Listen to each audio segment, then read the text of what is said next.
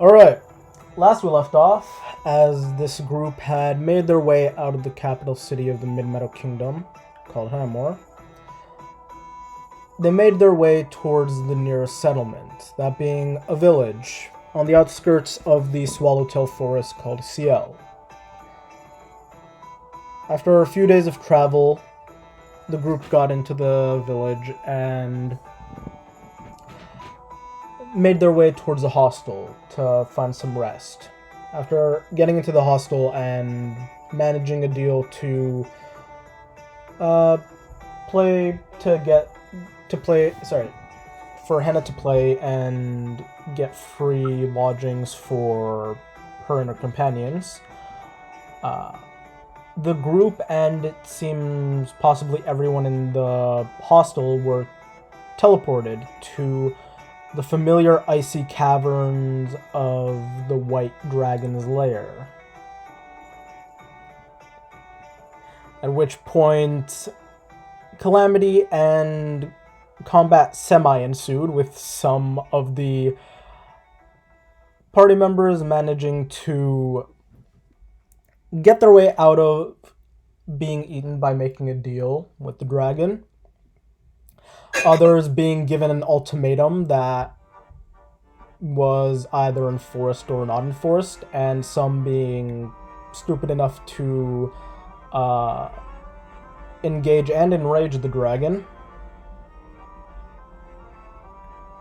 But at the end of the day, while many of the other patrons of the hostel perished, all the group members survived.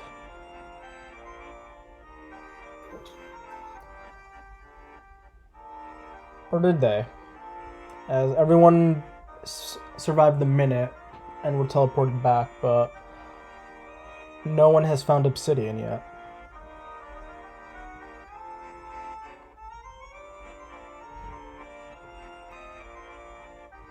And after returning back to the hostel, after a brief moment in which everybody was catching their breaths and semi-freaking out,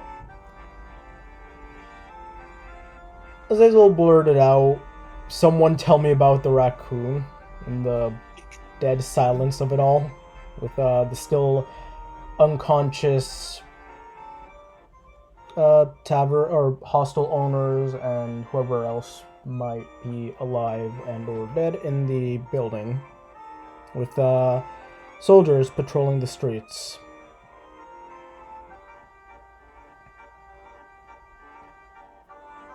What do y'all like to do?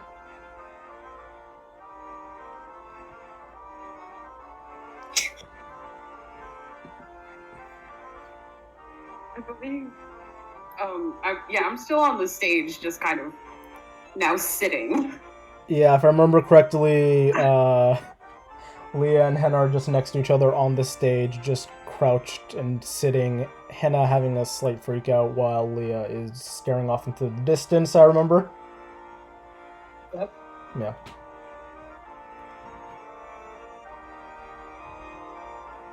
Is the raccoon really important right now? That's what I'm going with. Okay, after another brief stint of silence, you scream that out.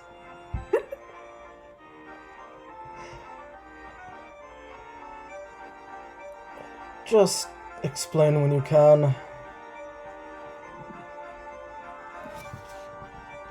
Hazel just goes to just rubbing his eyebrows, like rubbing his temples, and just giving a deep sigh.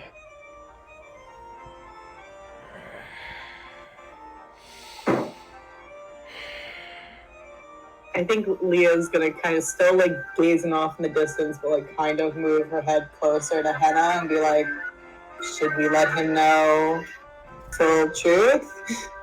And then just go back in like a very quiet voice, just still staring off into the distance.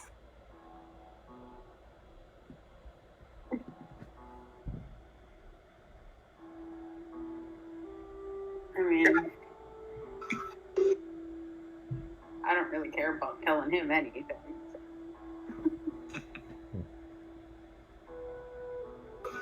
Enoch is soothing his nerves by eating an egg or two. You're just plopping whole boiled eggs into your mouth, just one after the other. What kind of establishment is this? Taking us to a dragon, endangering the queen?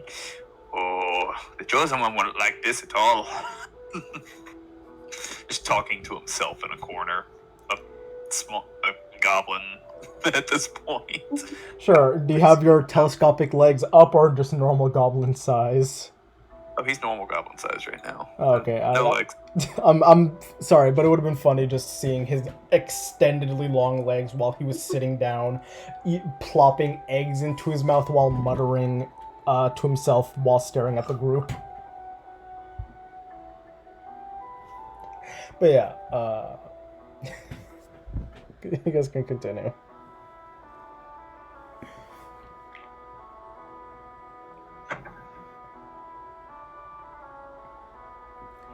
What is Can I do a check on to see if like the people are starting to wake up, or like an insight, like anything to see what's going on with the people that are unconscious? Henna, you know that the spell lasts about a minute. Yes, they should be waking up soon. Yeah, it won't be too long, but you guys have maybe about 30 seconds left before they start waking up. How are we explaining this? They should be the ones explaining to us.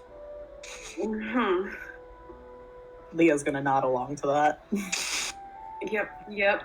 Bora? Bora? She is just sitting in silence, holding her head. All She's right. not there right now. Just nobody disagree with me when it comes down to it, okay? Just agree with every word I say, and it'll be fine, probably. As you wish, my queen. Bora just gives a thumbs up. Like, she's listening, she's just not there. I'm just not going to talk. Put on a shirt, sir. Yeah, he still has the writing in Dwarvish where it says.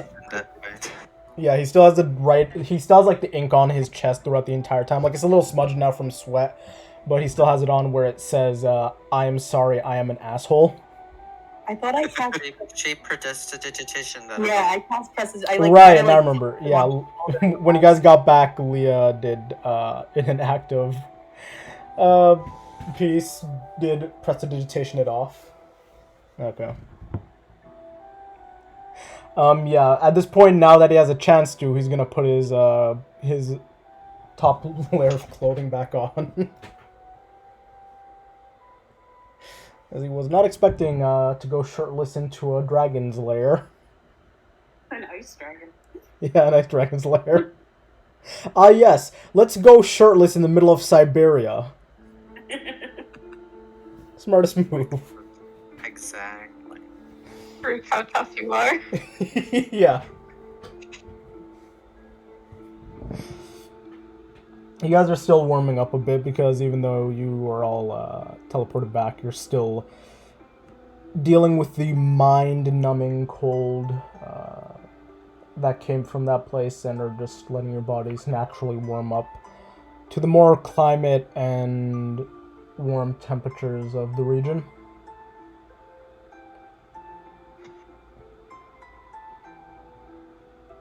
She is probably shivering a little bit. She's not exactly meat and bones. Mm-hmm. Yeah. Henna's gonna kind of just like reach out and wrap an arm around Via's shoulders to try and warm her up a little bit. Okay. She'll probably stiffen a little bit. Contact. I think Bora would have at least put the hood up. That's about as much as she does to get warm again. Fair enough. What is Oren doing? I honestly don't even know what he'd be doing right now. Just staring off, like, staring off into the distance, wondering why he left the comfortability of being with his parents. Hands crossed behind your back, just reevaluating your life. Yeah, he's been gone from that's home. essentially what he's doing. He's been gone from home for about a month, and now he had to face a dragon somewhere, and it now knows his face. I don't think it ever really noticed him specifically. Well, it didn't talk to him specifically, but you guys all were teleported there, and Orin still had to take like a few seconds to cast Fog Cloud and whatnot. Well, not cast Fog Cloud, but yeah, I will say that it did notice all of you. Whether it retained that information is a different thing. Understandable. Yeah. At the very least, he can't remember you by eye color. And he just can't remember Enoch at all. Jesus. Some advantages. Yeah. He just hopes Enoch never comes back. Essentially, yeah. I'm just waiting for Enoch to just get Fireball, and it's just a fried egg, or it's just an egg that explodes. You're assuming Enoch will take Fireball and not Lightning Bolt. Fair enough. Hey, that's Orin's thing. But yeah. She let you know, Weather Boy. Yeah. By this point, you guys hear some light groaning and whatnot as you see the, I believe, gnomish hostel keeps stand up from behind the desk where they were initially before everybody was teleported out.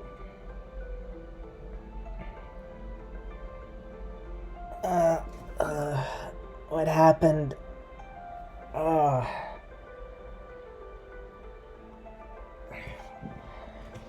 We're safe. Thank goodness you're alive. What do you mean? And then the mother says, "Oh, that was just a bad dream, sweetheart."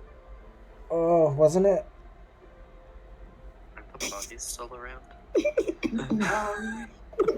Let's leave No, it. because when you guys initially teleported, the only ones that were here in the main area were yourselves and the hostel keepers.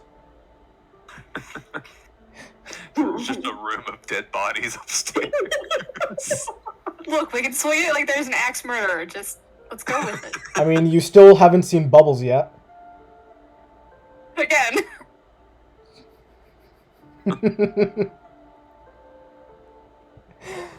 But yeah, the three of them are just now looking confused and talking amongst themselves, and then they're looking towards you and they say, "What just happened?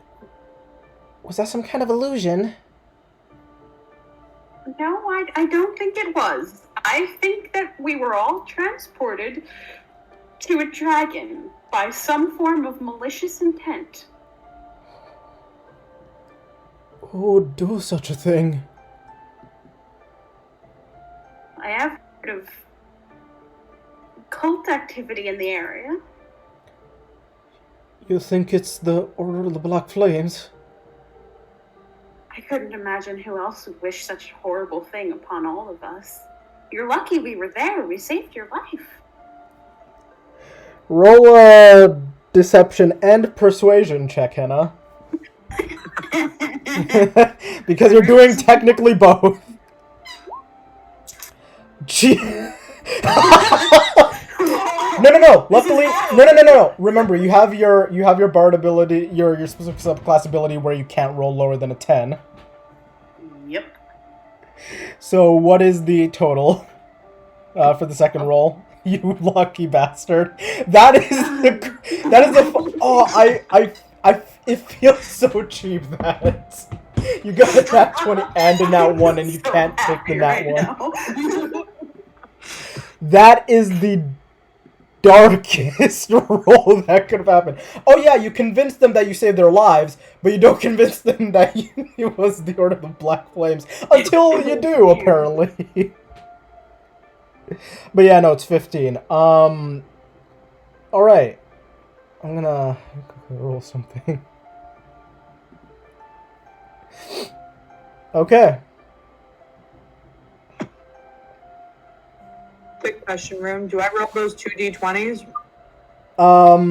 You use the 2d20s during the fight, if I remember. Yeah, she used them before the fight if Yeah, you're talking we about did important before. stuff. It's still the same day, so. Yeah, okay. Yeah, good enough. it's still the same day. It hasn't. Believe me, all of this has happened in one night. It has not changed at all. But yeah, they're just sort of looking towards you, Hannah, and they're or does anybody want to assist in any of Hannah's roles in any capacity, like back her up?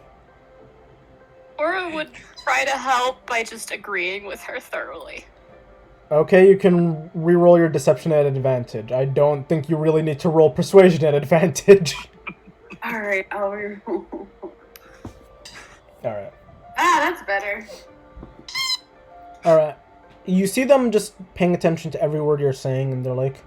And they're thoroughly hooked on everything you're saying, and they're like, oh no, our patrons! And the older gentleman starts rushing over towards the halls and starts checking over the rooms, and you eventually hear a scream, like a more masculine scream coming from down the hall, and then eventually ah!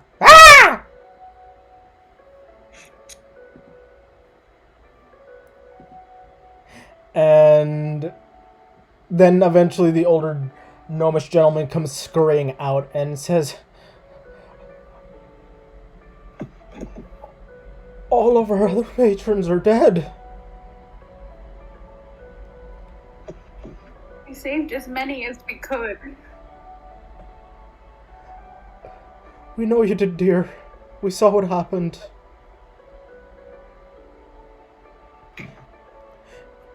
They turn towards you, Bora, Leah, and Obsidian, and they say, we know you could have saved yourselves if you accepted that deal the dragon made, but thank you for not taking our lives. Obsidian's with us? Not Obsidian, No. Orin. Okay. I mean, Orin was kind of just in the cloud the whole time. I don't think they even. Just roll with it. Bora has like new semi-open wounds that have been cured by, what was it, 11 hit points? Yeah, 11 hit points. So yeah, just go with it.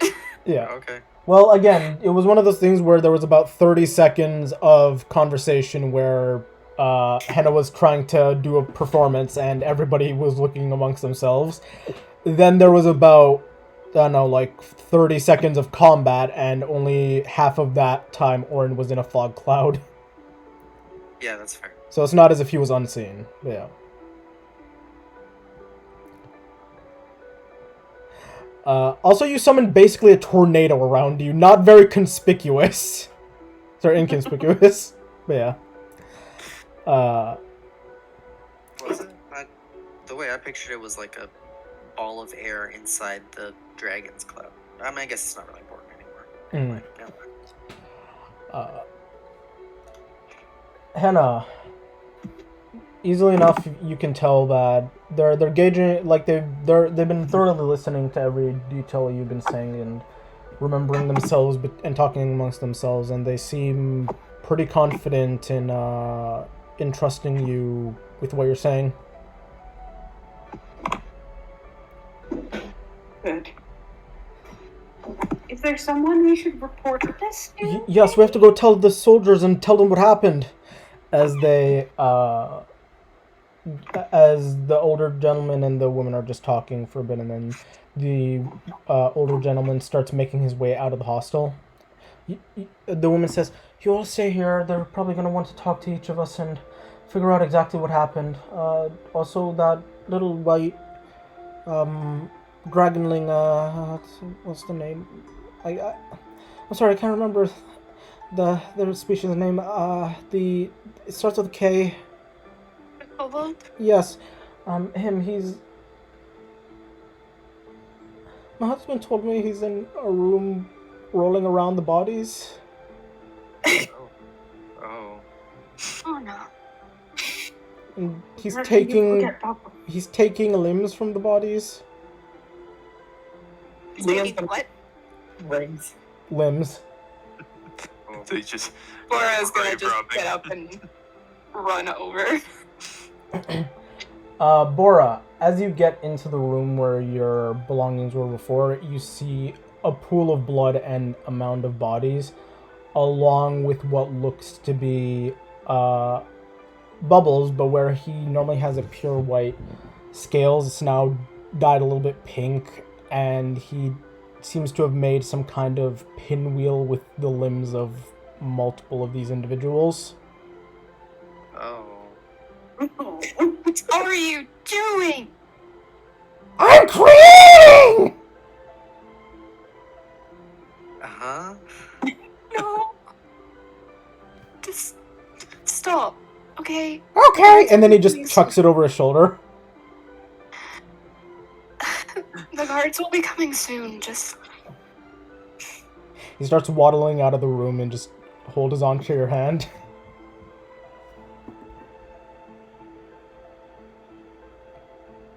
is gonna take a deep breath and just lead him back downstairs. Okay. Take him back down where everybody else is. The rest of you guys see what looks to be a slightly pinkish bubbles being led down the stairs by Bora and stinks of copper. Oh.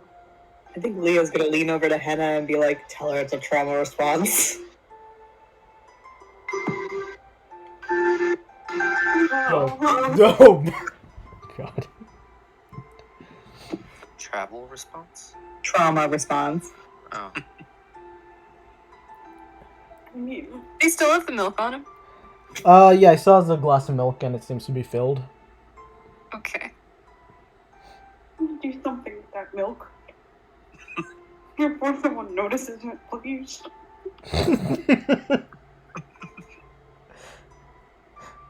Put it on the back of one of the horses and send it off into the sunset.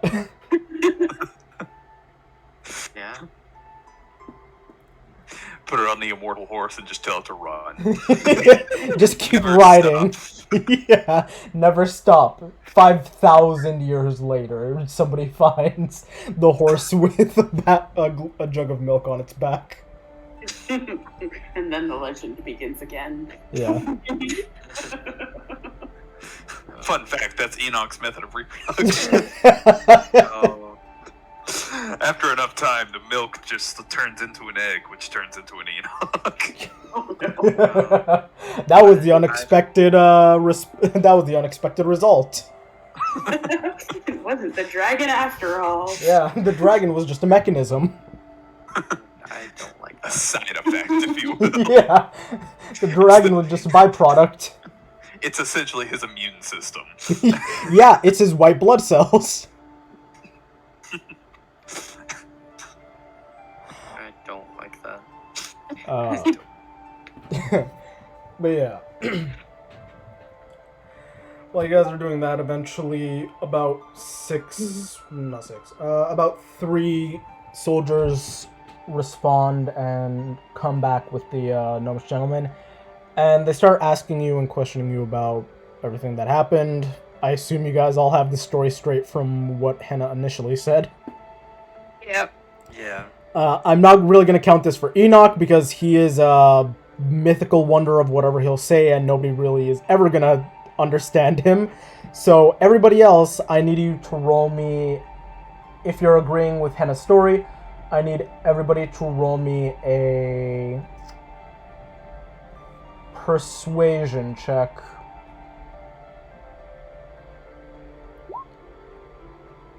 Oh, fuck.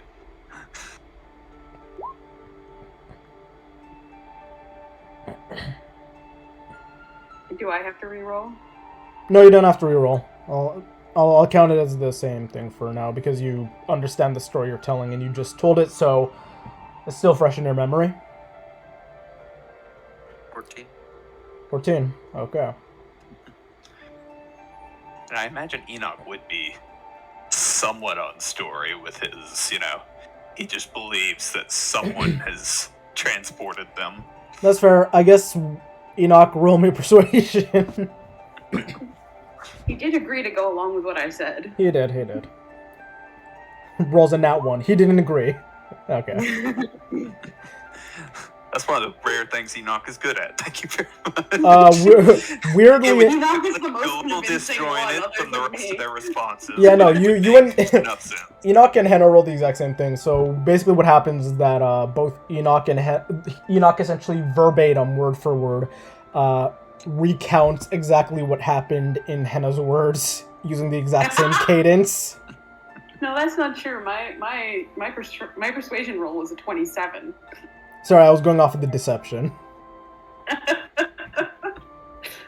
I'm the most persuasive. Yeah. Persuasive than the charisma character. Oh wait, is Bard charisma? Bard's Yes. charisma, yeah. Okay. Yes, I am a charisma character. The only ones who are not charisma are currently Bora and Leah. Bora, what Oh, are yeah, that you? makes sense. I am a monk. I am Yeah. dead. What is that? Bora, Your wisdom is high? Bora is the only melee character in your group. I am dexterity. My wisdom is a 12. Hmm. Good to know. Yep. Enoch's wisdom is a 6. Take that. Joke's on you. I'm half as wise as you are. What's his intelligence? A 6. She's smarter than him too. Yeah, why do you think he's insane? Or you can be insane and smart. You can, but in this case, But he's... Enoch's not. I was gonna say, Enoch is just insane. Like, there is no method to the madness. There's just madness. There is madness. But yeah. I'll say that over the next hour or two, the guards are... The soldiers are just talking to you all and getting your side of the stories, and for the most part, they seem understanding and compliant, and they're willing to, for now at least, leave it with the idea that the Order of the Black Flames did this. Leah, they are uncomfortably questioning you, and they seem to be a little more hard-pressed on you for some reason. Do I recognize that? Roll an insight. What's up? Oh, insight. Okay. Yeah. 12. Very good. Rolling like shit. Because you guys are all being questioned, like, in the same area, they're not necessarily, like, cornering you off. Am I still like hugging her while this is happening? Your choice. I mean, the soldiers are just talking to you all, like, in the area. They're just sort of questioning and getting details about what happened. Some soldiers are coming in and removing the corpses. Fair. Like, All right, I'm gonna roll insight too to see if I notice that they're hard on her. No, I don't. I noticed less. Leah, you can sort of tell that they're questioning you a bit more than the others. Henna, everything seems on par. They're just doing their job. Leah's not gonna go full blown mode, but she is going to kind of go into that whole I'm quite tired. I think this question is done. If you have any information, if you need any more information to me, I'd be happy to comply at a later date. I would like my lawyer, please, kind of. Yeah, in the presence of legal representation. I mean, there is legal representation. Lawyers do exist. Yeah, so I think she's gonna say that. She's gonna just be like, if you don't mind, I'm extremely exhausted. I just been through an extremely traumatizing situation. If you would like to get my further story, I would be more than welcome to do it in the precinct or whatever, in the presence of a legal representation. Alright. They say that they'll contact you again in about 2 days' time. Leah. At the magistrate's office, they tell you not to leave town for the time being, and and while you guys are doing all this, they inform the owners of the establishment that they're going to have to close down for the foreseeable future while they, do a thorough inquiry into everything that happened and make sure the area is safe and blah blah blah blah blah. If you're doing that, where should we be? Because we were gonna stay here. Is there another place for us to be? For now, if you're trying to just find a place to stay, the folk of this village are generally kind. There may be few that are willing to aid you, especially those of the family of those who you saved during this incident. They may be willing to give you board and shelter for at least the time being while this matter gets resolved. Got to go ruin some more lives. That's exactly what I was thinking. You guys are Yes, of course they want us. You guys end up lodged up with a mother, like a single mother of like 3 kids, and it's just like, well, time to ruin some lives. Can I do some insight checks on mother's kids? Jesus, what were we saying, Alana? I said, can I do some insight checks on the children and the mother, just get a general vibe? I assume I'm taking out. No, you're not actually. That was just more of a joke, tying into the you're about to ruin some lives. You're I need to take some notes on this family. No, it was more of someone said time to go ruin some lives, so I was like, yeah, you guys are boarded up with a single mother of 3 children, time to go ruin some lives. Hey, can I do some insight checks on the people we saved? Sure, yeah, eventually the other 2 that you saved, that Hannah put to sleep are brought out as well, and they're given the story and blah blah blah. Sure, you can roll insight on them. Anybody else who wants to can as well. Nat 20. Okay, Leah, watching over, being the observer you are and being the analyst of emotions you are, you analyze everybody in this room, including your own people. And I see, Rune. What was that? Tell me what I see, Rune. Yeah. So, the owners, the mother, son, and father, seem 100% understanding of the situation and seem to believe you. They have no other reason to believe so otherwise. The other two who were saved, seem to be looking at Henna every once in a while, seeming a little wary. Not necessarily they know something, but more of there's something just slightly off.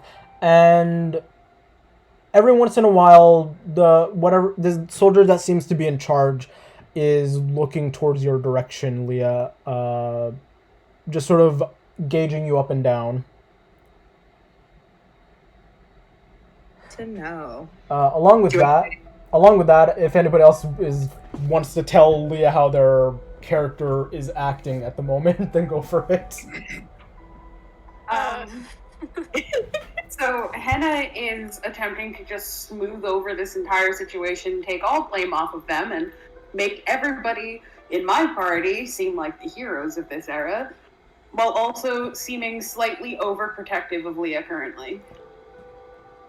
Yeah, I want to preface this by saying Leah will be paying most close attention to emotions and connections between people.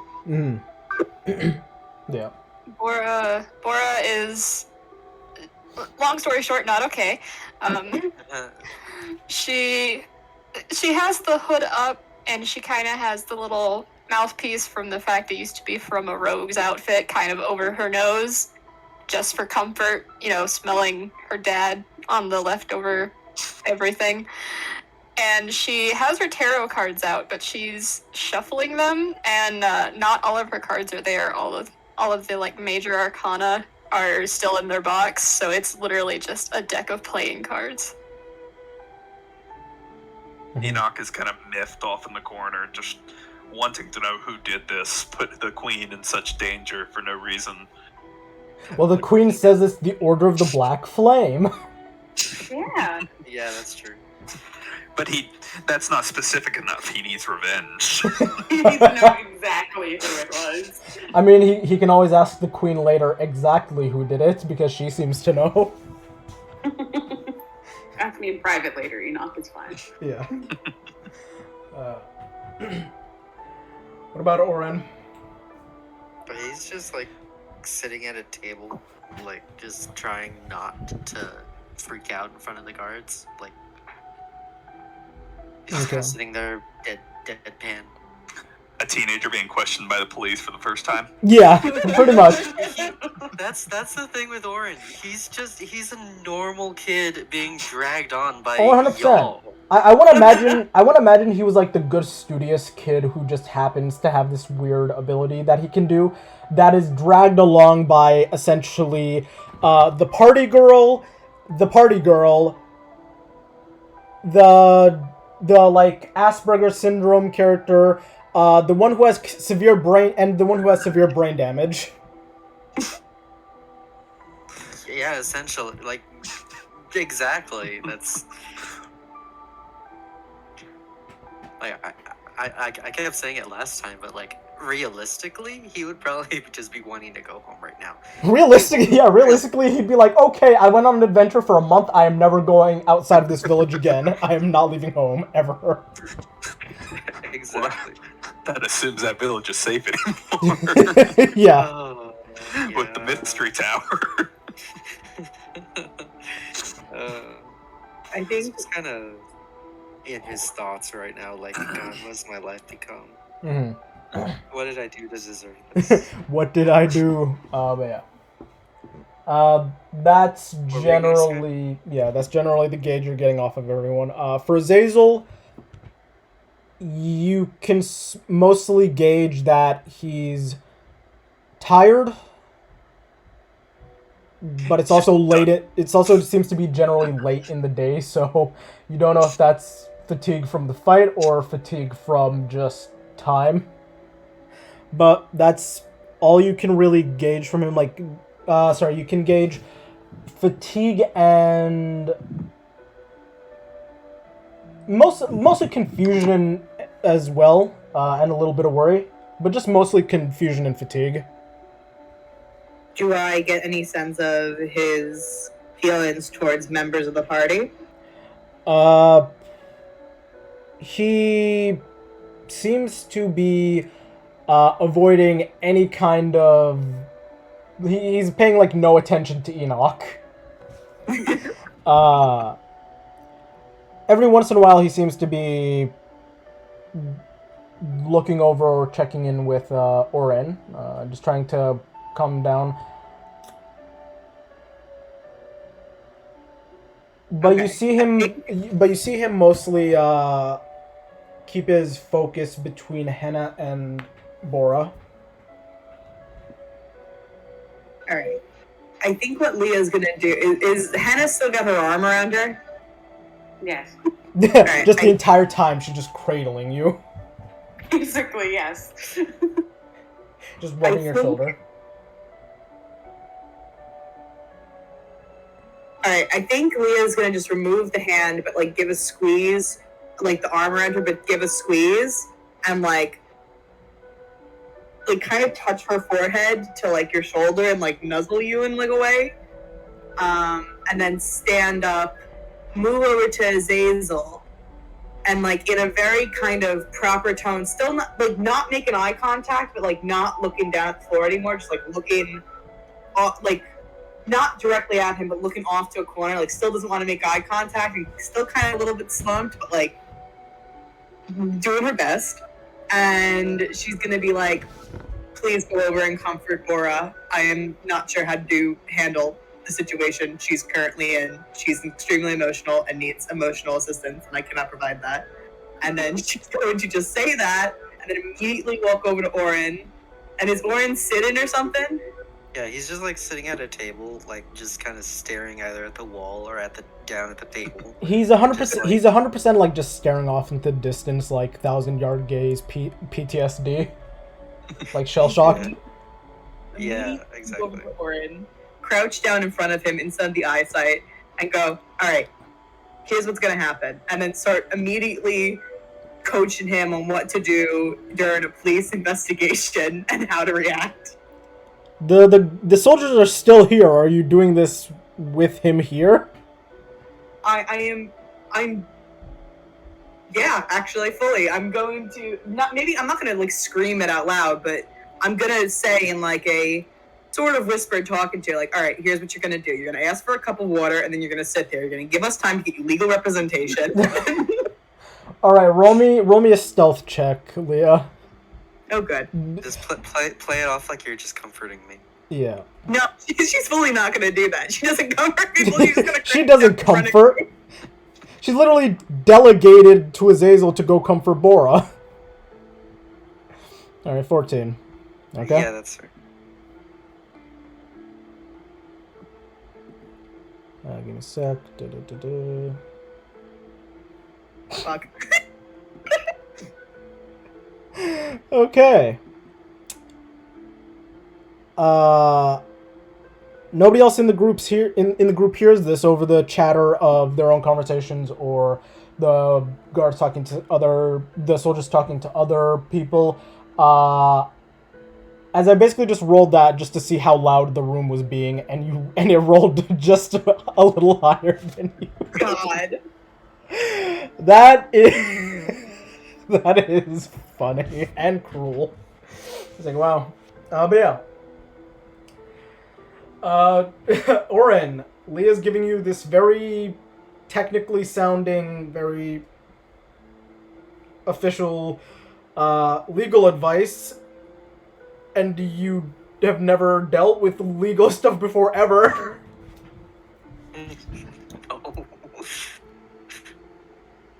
No. He's just gonna like nod like very slowly, like. Yep. And just hope he doesn't have to be interacted with for the next week. for the next year of his life. All right. He's just very not. He's very disassociative right now. Okay. Just Dissociative, yeah. Yeah. Alright. While this is going on, Azazel does go over to Bora and just sort of, similar to what Hannah was doing before, just sort of wraps an arm around the shoulder and just, rubbing it, trying to comfort her a bit. Not really saying anything.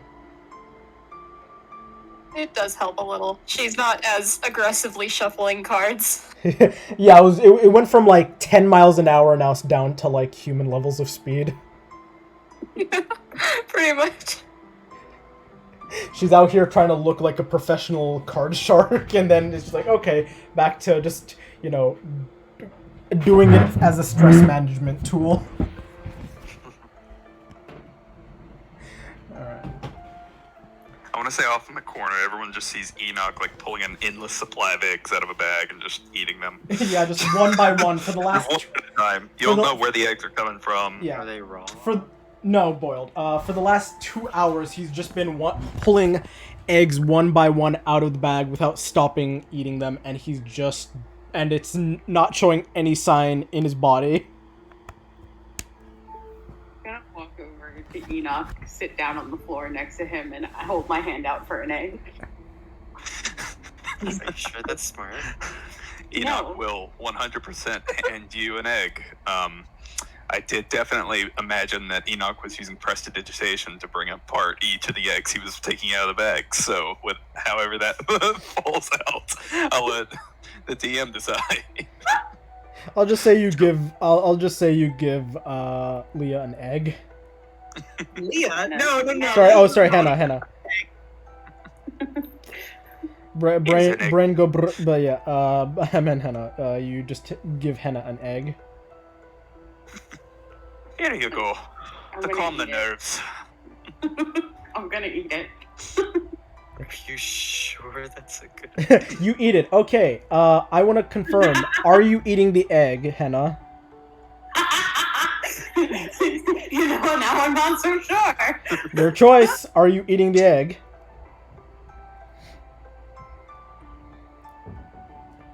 I won't be so bad. You know what? No, I'm not gonna do it. I'm just gonna hold it and roll it in my hands. Are you sure? I'm terrified. Okay. You asked him for one. You've got to deal with You know it. what? All right, I'm gonna eat the egg. All right. So I want to confirm one last time. You're eating the egg. You're eating the egg. What do I have to roll to save my life right now? Nothing. You insta die. No. All these eggs are poisonous except to Enoch. No. All right. Henna, as you bite into the hard-boiled egg, it tastes like an egg. I think that's the most surprising thing we found Wait, out this it's just an egg? It's just an egg. You consume the entire hard-boiled egg, and you don't feel strange. You don't disappear anywhere. Nobody notices anything weird happening with Henna as you guys are all watching with bated breath, and it just tastes and feels like a nourishing egg. Suddenly, feel Enoch cracks fine. open and explodes. Yeah. Yeah. I'm just confused at all of the party members. I'm like, guys, I think I'm okay. I think I'm okay. I think I'm okay. 3 seconds later, explode. No. But no, yeah, you eat the entire thing, and you guys are just waiting for like 5 minutes, but nothing happens. I like to imagine that, like, even though the guards and the other people don't know anything about Enoch, they just do the same thing. They are mainly because they're all watching you watch the egg, so they're watching you watch the egg, watching you while watching the eggs themselves. So it's become Nobody an knows what's happening anymore. yeah, I was gonna say it's become an Inception level. Staring at the two of us in the corner. It's become an Inception level event of essentially watching a mukbang of Henna.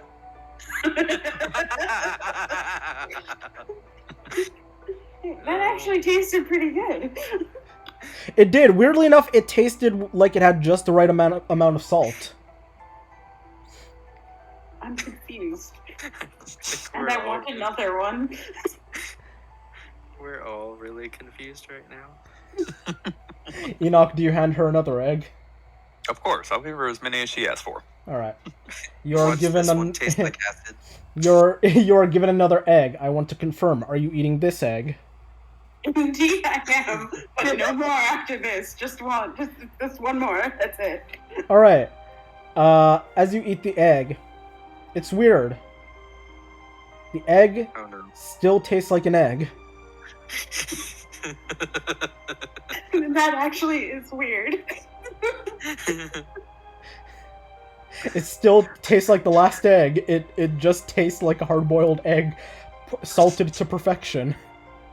I like how the weirdest thing about Enoch is when the most mundane things happen. We're all like I have like stress sweat right now. I didn't know what that egg was gonna do to me.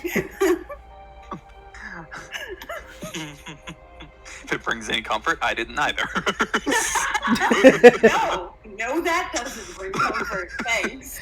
Only I know what happens if you eat the egg. We'll find out eventually, won't we? Yeah, joke's on you. All that's first out of your chest. not even that. I was like, just joke's on you. Anytime you guys eat one of Enoch's eggs, a bit of your soul is like shredded off and obliterated. And I didn't have one to begin That's with. my contract. Yeah, that's his contract. How do you think he's making his deal with his patron?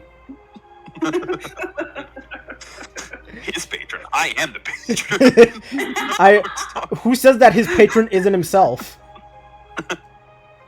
There's some truth to that. Just the him inside his head. Yeah. It's like a tiny him inside of his brain that's giving him orders to do things. No, it's supposed to be a ring on my finger. I just don't have any yet. Ah, yes. But yeah, you eat another very delicious hard-boiled egg, Hannah. Wait another few minutes and nothing happens. Now I'm just gonna sit here. I'm not gonna risk any more eggs. Alright, you sit there with a look of bewilderment on your face, I assume. Confusion that I'm still fine. Yeah, basically. You have to watch as Henna just sits there and looks like she's just gotten the biggest revelation of her life. Like her world has just been imploded.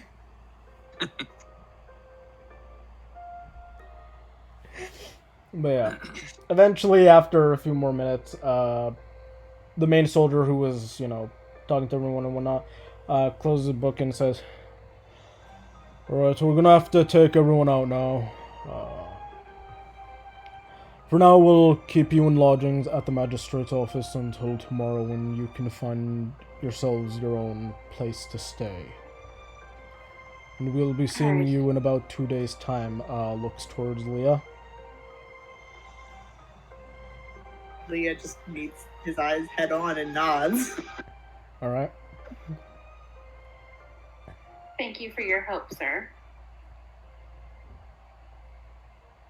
He just sort of nods, and the few guards that were here make their way out and leave or usher you all out, and some of them are quartering off the area, while some of them are ushering you towards the magistrate's office.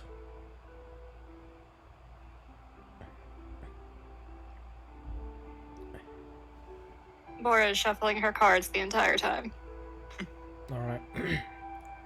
One of the And is soldiers... still just kind of staring at her hands and wonder that she's fine. Yeah. You're checking over your entire body and everything seems fine.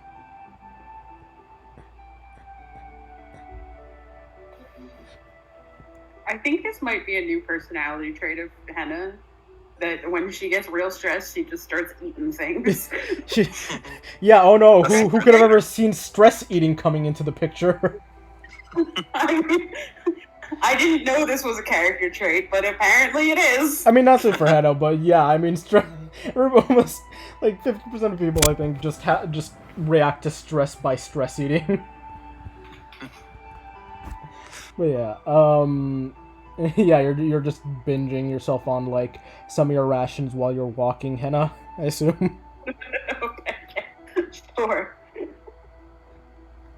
Just like nibbling on like a piece of jerky or something, just like just while checking over yourself, like asking Lee or someone to just look over at parts of your body you can't see, being like, "Oh, is there like a growth there? Did I sprout a wing, a horn, blah blah blah." Is there eggs growing somewhere on me? Yeah. Is there a bead of eggs growing from my hair?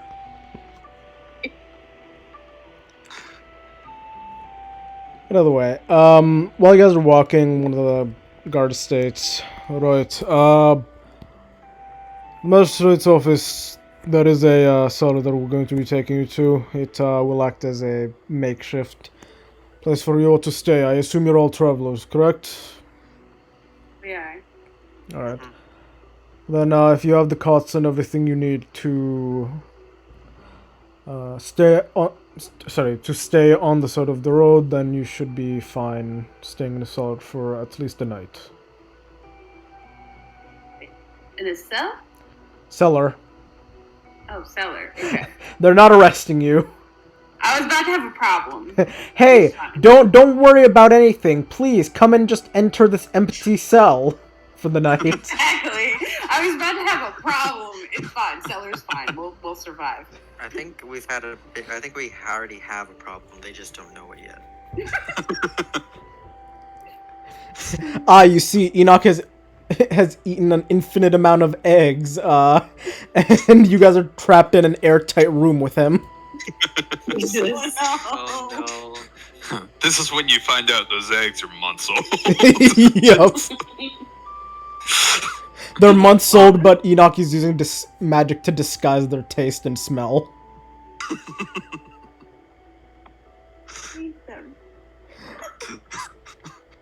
But yeah. You guys continue and eventually make it to the magistrate's office and are let in. Eventually led down a flight of stairs into a cellar complex sort of area, and they give you like a pitcher or two of water, some cups, and a few straw pillows just to use makeshift bedding for the night.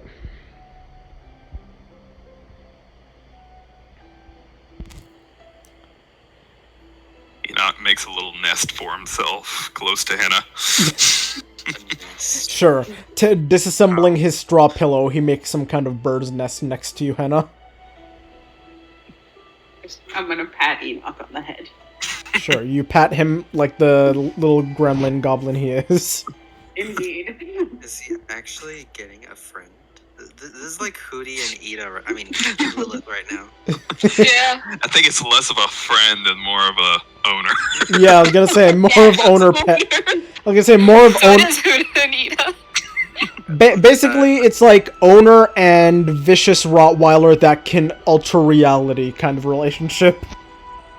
Enoch's not really a Rottweiler, more of a Sorry. Chihuahua. Yeah, I was gonna say Chihuahua, with like a psychic Chihuahua. Like, Rottweilers are precious babies. Yeah. I know. I just And want. Chihuahuas aren't. And Chihuahuas are the Enoch bane. isn't my precious baby. Yeah, I was gonna say. And Chihuahuas are the bane of all people's existences because they are little demons. They're like short people. They're meaner because we're closer to hell. I've met 3 nice chihuahuas in my life, and I have a scar on my face from a chihuahua, so I can guarantee you will not find good chihuahuas very often. I've never met a good Chihuahua, so there's that. Well, when someone brings a chihuahua into Lowe's, they're probably well trained. Fair. Alright. That's where I've met all 3 of them. Is everybody going to sleep for the night? Yes. Yeah. Alright. Yeah, Bubbles sort of just curls up with you, Bora. she's uncomfortable. He's still covered in blood.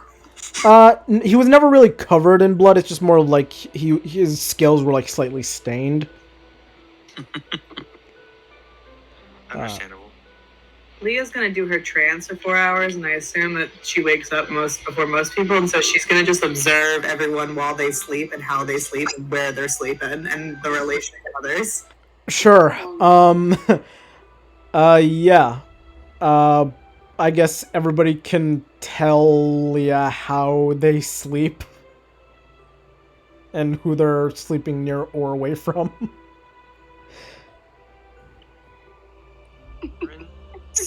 Just kind of curled up, right? Hold on. Let me think of a.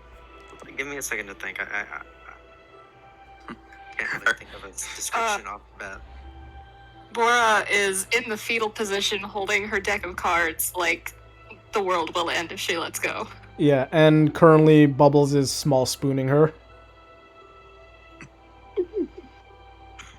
I just want to say Leah's standing over each of you as she does this. No, I wouldn't imagine if they wake up, they just see her, like, eyes, like, just no expression, staring at them from, like, a foot away. Not even a foot away, like, centimeters away. Yep. Oh, I know. Orange just kind of, instead of laying under his blanket, he's kind of cuddling his blanket like in a ball. Okay, he's... We're all yeah. in the fetal position.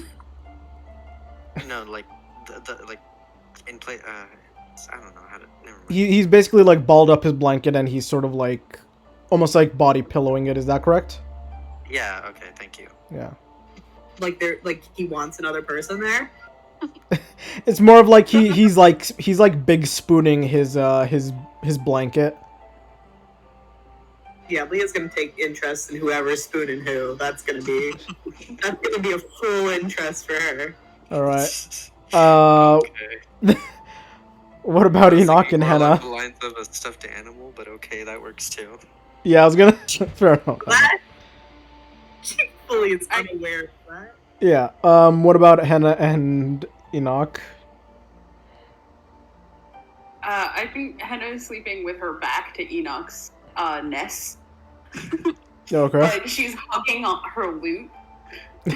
Yeah, you see her basically like death gripping her loot in her sleep.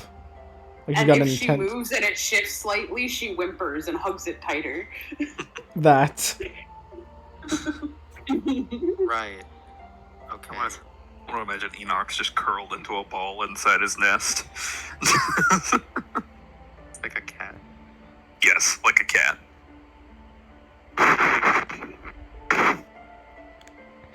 Alright, Azazel is a little weird, like he sort of just like lays with his back like on his back splayed out a bit, and he's got one of his hand spears, and he's using the sort of hilt of it as a sort of, he has it between his teeth.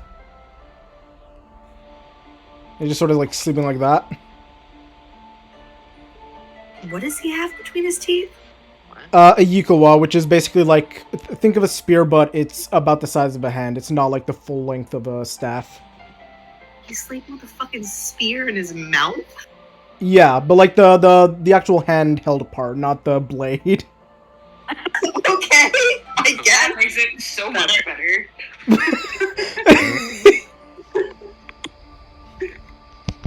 You guys haven't really seen him do this before. Like, you've seen him sleep before, so...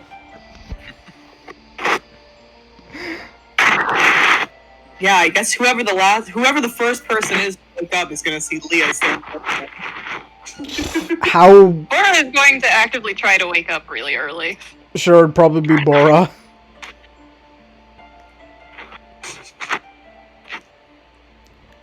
Yeah, Bora, you wake up to... Oh.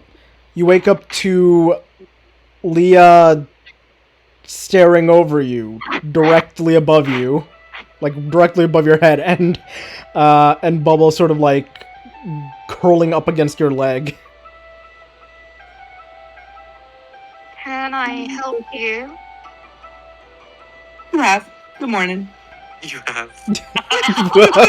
That's not ominous. Don't worry, you already have helped me.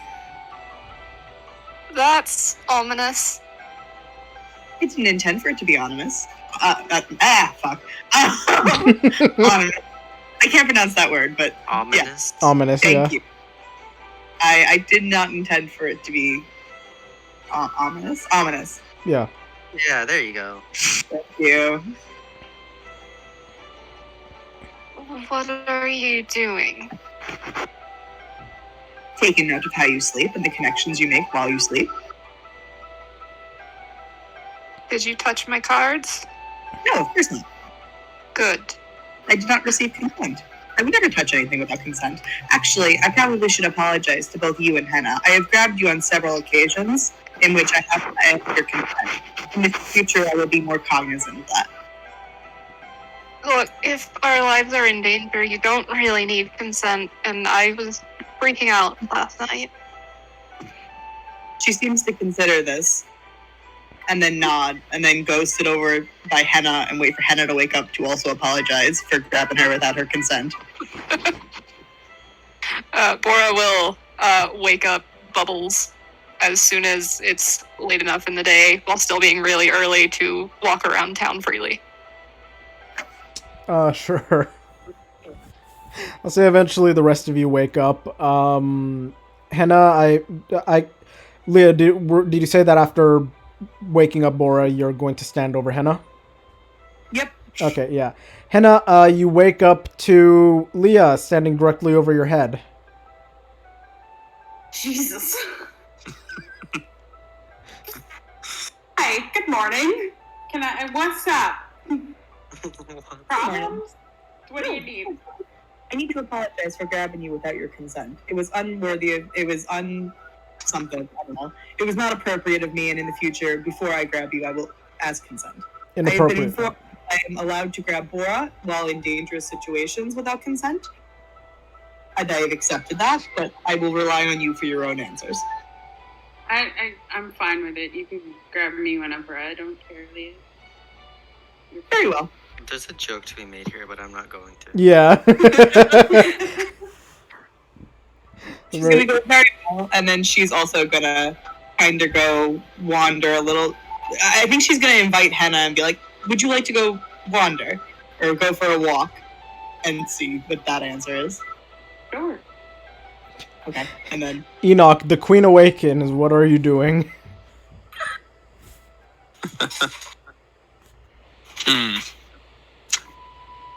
Since we can't do much today, I think Enoch's gonna wait for Orin to wake up, and then he'll speak to him. Well, you guys all woke up roughly around the same time, so I'll say that while Orin is waking up, you can bother him while Leah and Henna were having their conversation.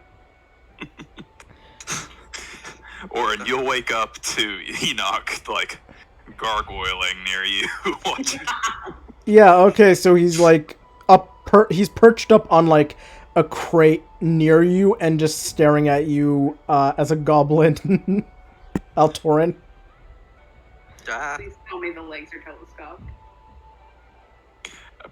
To some extent, probably. Just I mean, enough to get that like frog leg feature going. Fair enough. I mean, you can do it up to 150%. You don't always have to go the full length. Yeah, that's my imagination there. Like, Yeah. just enough to get that like frog leg look where they're sticking out, like the knees are beyond his. Yeah, his knees are like widespread like wings, and he's just like crouching above you. He just wakes up and seeing that, he just lets out a yeah. Yeah, you guys all hear Orin initially freak out, and then see Enoch perched over him. Morning. God, I'm still can't. Morning, apprentice. Can I? Oh wow, nat 20, nice. If you don't mind, apprentice, would you mind following me? Can I know where to Shh. first? It'll all be explained in time, apprentice. Just come this way. Enoch will lead him outside. Alright. Why not? Okay. Alright. And he'll get. I think on Orin's way out, I think Leah's gonna do that whole like pop quiz thing that like some people do the morning of a pop quiz. So she's gonna turn to him and be like, "What do you do when you were under interrogation?" Sure, out of nowhere, while you're passing by Leah, she immediately berates you with questions about subjects you were talking about last night. Ask for water and let you handle it.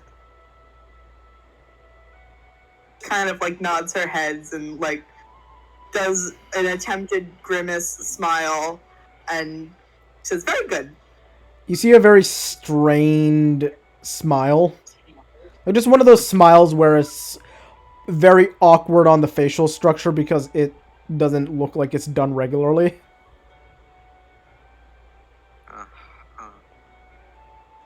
Thanks. Kind of nods and then turns her attention fully back to Henna to wait for Henna to get ready to go for the walk. Yeah, at this point, you guys all prepare, and Ta frees himself of your body, Leah, so that he can stretch, and joins you on the walk. I think Leah probably had a conversation with Ta where it's kind of like, I fully understand now why Bora and Henna have been so reluctant around you. I love you and I adore you and I understand there's not a similarity between you and the experience I went through, but be cautious around the others until they approach you.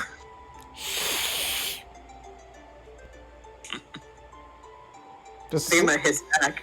Just hiss back. Yeah, just like hisses, like a very unenthusiastic hiss.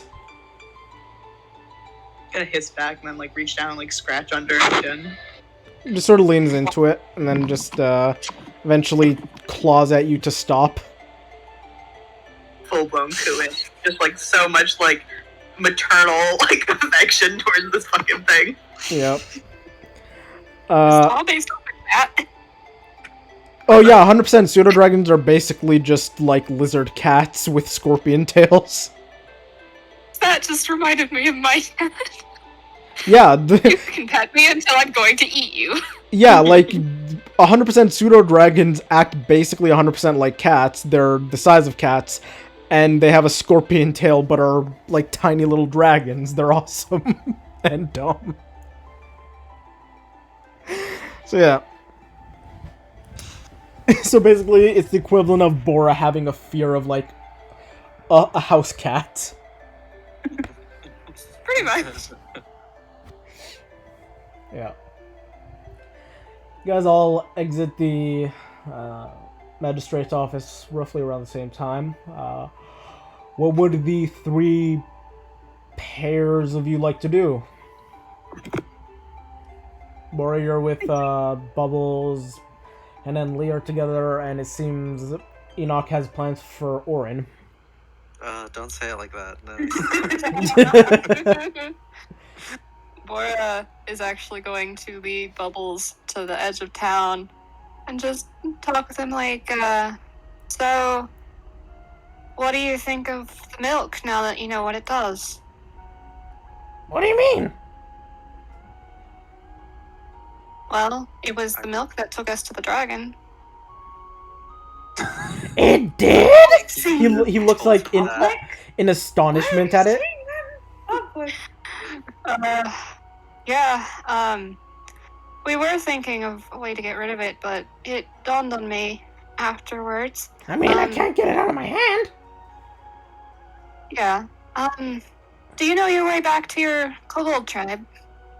Mm-hmm. What if you brought it back to your people?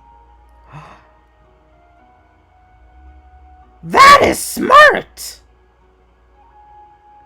Yeah. You could come home as a hero who could send you to your god. Yeah! Yeah! Sorry, something about the way Bubbles talks just reminds me of Elmo constantly. Yay! Elmo's here!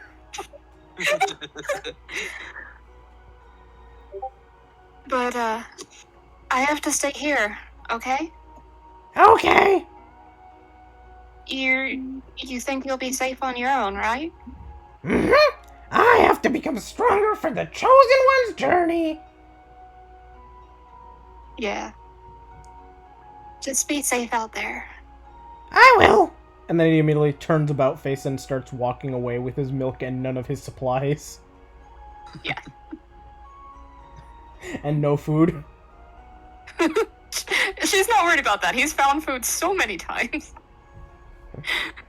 Alright. And she'll just start walking around town until shops open up then. Sure.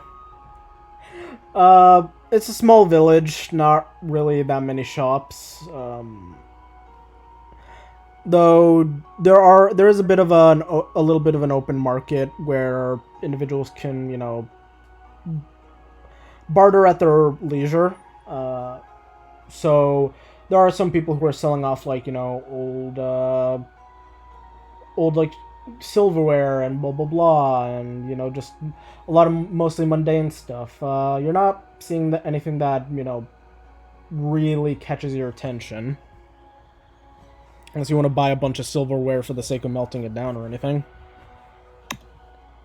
Does anyone seem to be selling like paper or ink and pen? Yeah, there are some people who are just selling off like parchments and whatnot. It is from what you can tell while you're dealing with everything, it does seem to be primarily a logging village.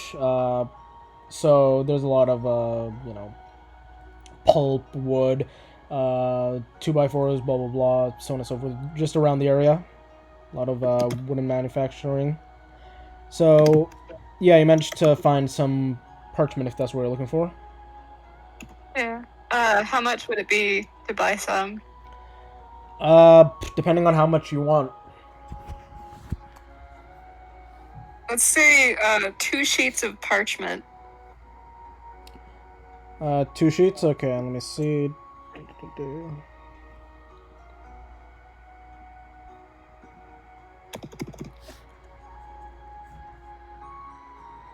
Oh.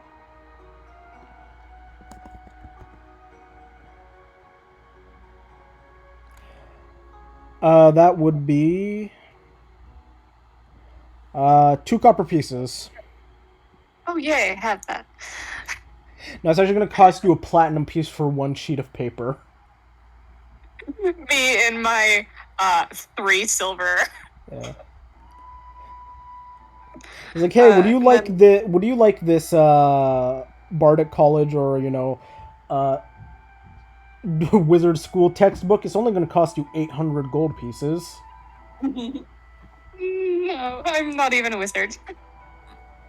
What is this, America? It's sad because it's true. It's sad because it's true. But are there any like pens or anything that are? Yeah, there are inkwells. fairly cute? Yeah, there are inkwells and ink as well, like quills. Let me see. Oh. For ink and a quill, that will be for the ink bottle. That'll be 10 gold pieces. And Nope. and for an ink pen, that'll be 2 copper pieces. If I can get a pen but no ink, Apparently, so I'll just talk it's to Leah for again. it's for a 1 ounce bottle. I'll just talk to Leah again. Yeah, that was one of those things where I'm like, oh yeah, it's not gonna cost that much. Looks at ink. Ink costs 10 gold pieces, and I'm like, huh? You have the tools to write, not the equipment, unless you plan on using your own blood to write.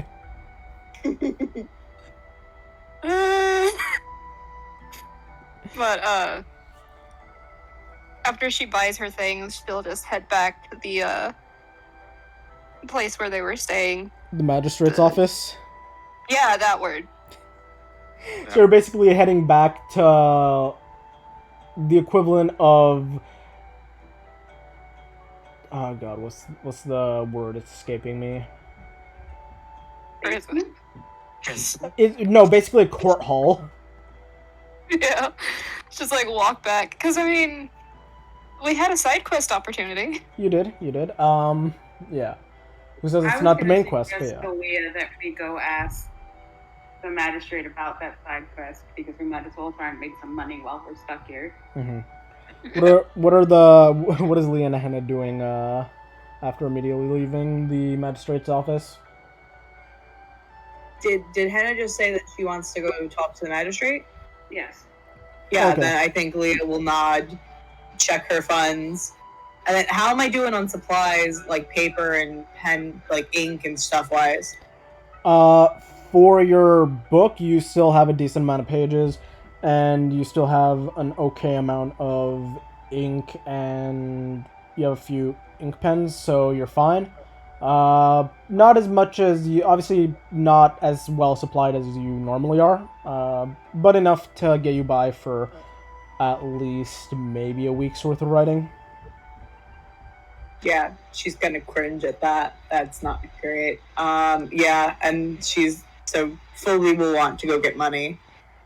All right. What What will is do the thing that like rich people do, where it's kind of like, do we just ask people? Like, how do we do this? fair enough? What is Enoch planning at this point?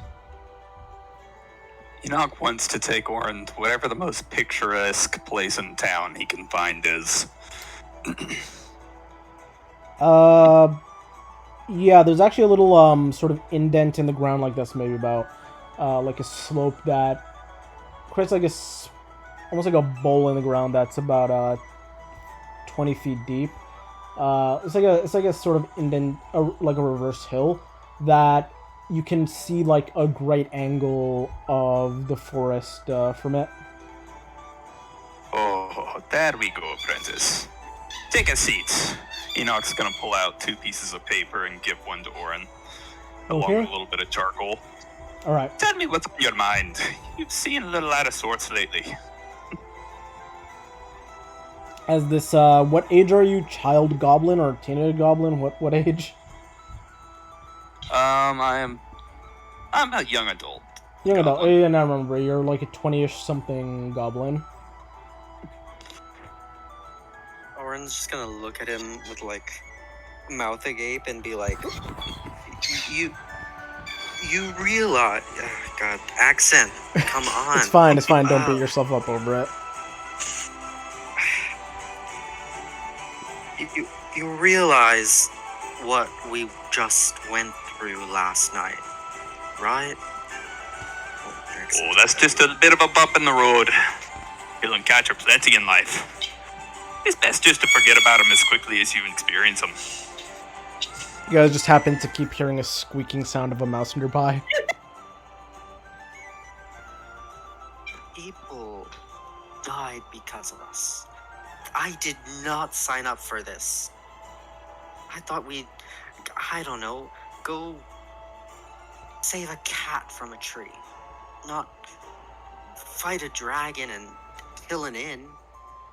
Well, that's the Like, fun he's of getting it. heated up, like, he's just like... You never know what will happen when you're on an adventure. You have to take every step in stride.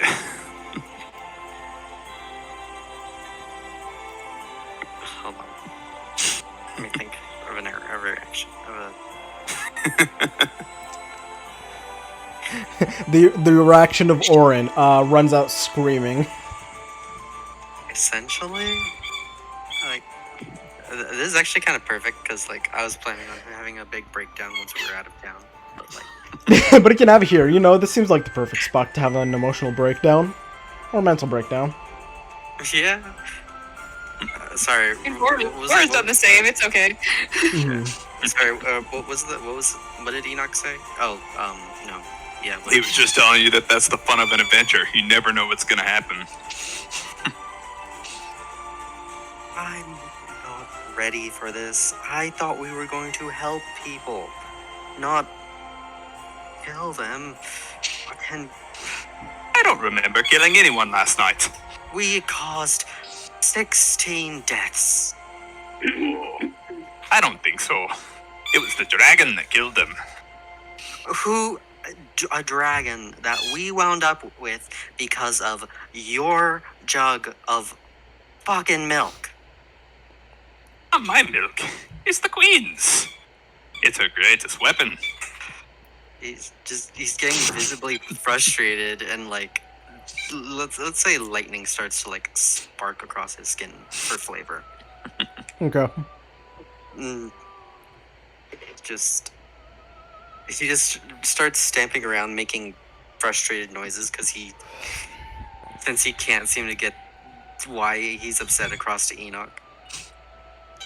Yeah, Enoch And just... Your first mistake was trying to get your point across to Enoch. Yeah. Your first mistake was talking to Enoch.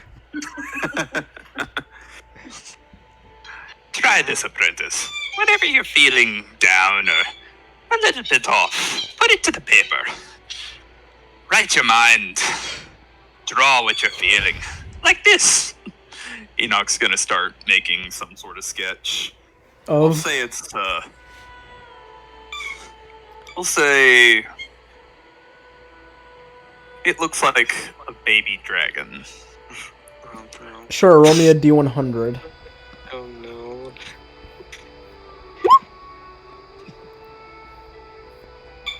No tides of magic on this one. Yeah. Okay.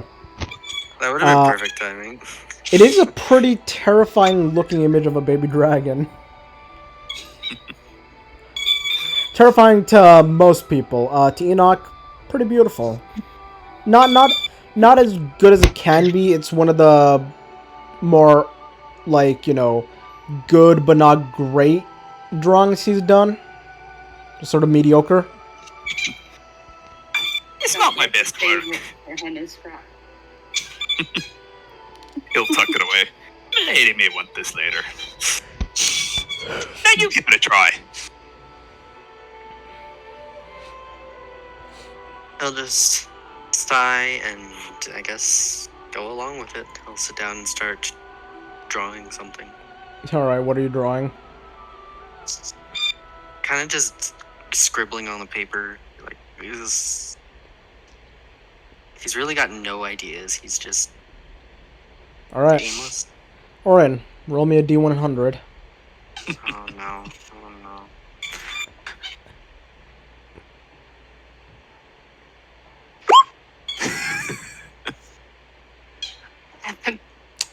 Okay. Should I be worried?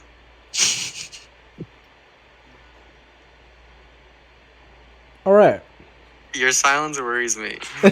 I'm not completely silent. I'm analyzing. Is the best way to put it. Oh, no. So, what is it No, that no, you said that you said let's say that he's like drawing like a map of home just because he misses home, or like his house. He's drawing his house. you're drawing your house. Okay. Good to know. I feel like I shouldn't have said that. All right. Oren, you draw your house. Roll me a dexterity check. Oh no. Oh god. I said dexterity check. Relax. It's not. It's not some kind of save. It's just. This is a skill check. Just chill. 18. 18. Okay, it was just to see how well he drew it. Relax. With Enoch, I just auto do it. With anybody else, they actually have to do a skill check of some kind. All right. Everyone's concern just went through the roof for a second. Everybody's blood pressure raised significantly. But yeah, drawing is a good drawing of your house. It's not. It's obviously not like, years of artistry skill, but it's definitely decent, and it is decently realistic. Since you've grown up in that house your entire life, you can remember it very easily. Even without looking at it, you can just sort of imagine yourself being on a particular side of the road and just drawing it, and it comes out pretty well. And you watch as after you finish your drawing, Altorin, after for like a few hours, you watch as the edges of the parchment singe and curl inwards a bit as if it's been burned. Oh, that's concerning. That's about it. That's all that happens? That's all that happens. He's gonna when he first finishes it and takes a look at it, he's actually gonna be kind of proud of it. But then once he sees that, he's gonna start getting nervous because that seems like some kind of bad sign about something. So Enoch's looking over your shoulder at your work. Oh, not bad, not bad. Not exactly how I would have done it. Enough tentacles. Jeez. You keep your tentacles away from my house and my family, okay? Fair enough. It's your picture. He's just gonna fold it up somewhat carefully and put it in his bag. All right. Getting back over to Leah and Henna. I was gonna. Oh, sorry. After that, he's just gonna stand up, take a breath, and say, "Well, guess you were right. At least I feel a little better." There you go, apprentice. Just give it some time. You'll learn how to work it out soon enough. And so the little Enoch comes to fruition. And thus your Morty comes into being. The way you say that makes me nervous. Yeah. Is there anywhere that the two of them would like to go afterwards, either together or separately? Enoch has no plans at this point. That was his morning duty. Enoch, I assume you're just going wandering around, possibly dumpster diving. Sure. You haven't done that in at least a week, so yeah, roll me investigation. What about Oren? I think now he's just gonna go and see if he can't find somewhere to get something to eat. I'll use Tides of Magic on that one. Okay. Not many, restaurants or anything here. There's one little coffee shop. Only really serves coffee, and in terms of actual food, there's only the farmer's market that has, produce and stuff available. And You just see, like, people on the street walking around just chomping into raw onions. Jesus. okay, Tulip. I was gonna say Shrek. I guess he'll just wander around until it seems like somewhere to eat starts opening up. No, what I was saying is that there doesn't seem to be any, like, real restaurant to eat at or anything. Oh, okay. Like in general, not just that. Yeah, just generally. Oh, okay. I guess he'll look around the farmer's market for some fruit or some snack. Sure, I'll say you just get, like, a bushel of apples for, I'll say, 3 copper. Okay. That works. Alright. Leon Henna, back to you. After exiting the magistrate's office only to enter it yet again, what are the two of you doing? Are we using the Electrum, or is it just gold, silver, copper? Gold, silver, copper, platinum. Okay. Electrum is an abhorrent creation of unnecessary magnitudes, having 0.5 between gold and silver. Really? Sorry. To be more specific, Electrum is like half. One Electrum's piece is about half a silver piece. I have a question, Rune. Have No. I been healed, or did the sleep heal me? Because I'm at 6 hit points. When you take a long rest, all your hit points come back, all your abilities come back. Dope. Okay. So yeah, there should be a button on your character sheet at the very top right, I believe, that says long rest. If you click on that and then click confirm, it'll automatically reset everything that needs to be reset. Done. Thank you. You're welcome. But yeah. I'm gonna walk up to like whoever's around, I guess. Like is there a secretary or something? Yeah, there seems to be some kind of individual doing some clerical work, writing down some notes, organizing some papers. Hey, we're in town for a while, and before the whole event of last night happened, we were told by the hostel owners that you guys were having some mysterious fires by the edge of town, and that we might check in here to see if we can help you guys with that. Voroskure, Uxkuniuk. Olofturin. Looks like you're a little confused. Olofturin. Can I make an insight check? Sure. Cool. Insight. 15. 15. Though you don't seem to understand them, they maybe understand you, and it seems like they're trying to get some more information, but you can't tell what information they're trying to get you to elaborate on. I'm gonna relay that to Henna. And then go to them and, like, very apologetically be like, I apologize, we do not understand you. This fallen is on our part, not yours.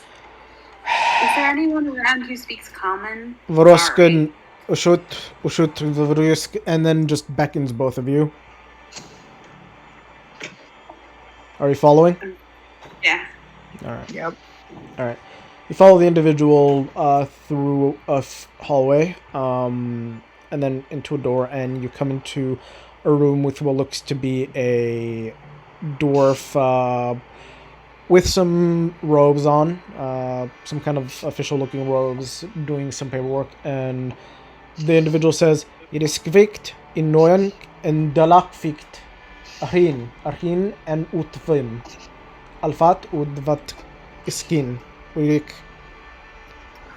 and points to both you and Leah. I'm gonna And wave. yeah, looking at your confusion, the individual behind the desk takes off some little bifocals they have and say, "Apologies for that. Boris here doesn't speak common or Mediterranean very well. He understands, but not a big speaker of it. It's an acquired thing, but he was asking for you to elaborate on what you mean. Something about a job that might be done or posting about fire." Oh yeah, no worries about that. We were speaking to the hostel owners that we were planning on staying at. The hostel Before that the event had the last incident night. last night of multiple people being taken to a dragon's cave. Yeah, we were there for that. Yes.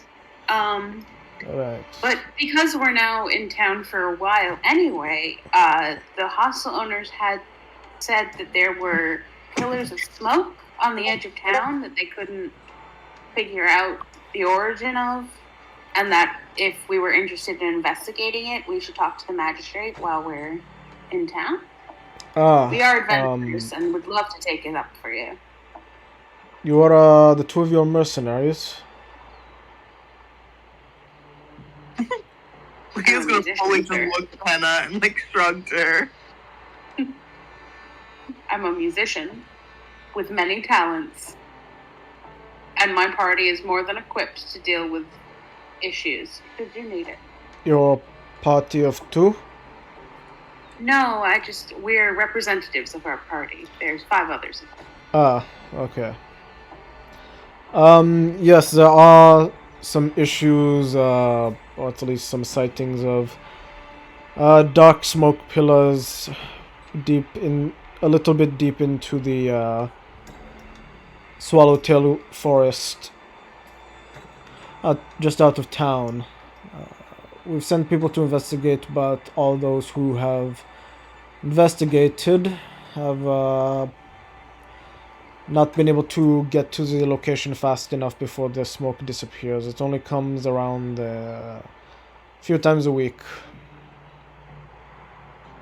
And it comes at mostly at night, so not many people about to go and look into it or willing to look into it. We'd be more than happy to look into it for you. For the right price. Alright, what is your asking price?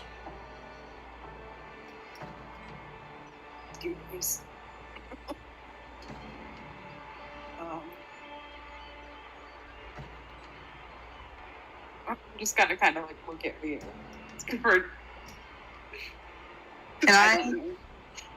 Can I make a perception or insight or investigation check on what I think this man is willing to give up? You wouldn't know exactly. I'll tell you this, Leah. You wouldn't know exactly how much he could give you, but this is a small village, not a city. So I'm gonna do what I do at jobs then, and I'm fully going to take over the bargain and be like, well, what is it that you have to offer for us? And then just be like, we have a multitude of skill sets that are trained to be equipped to handle these type of situations, and we've obviously demonstrated those skill sets as we handle the situation at the tavern and did our best to keep those safe. So what do you have to offer for us?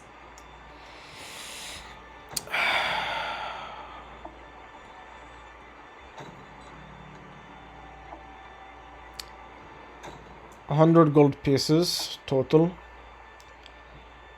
And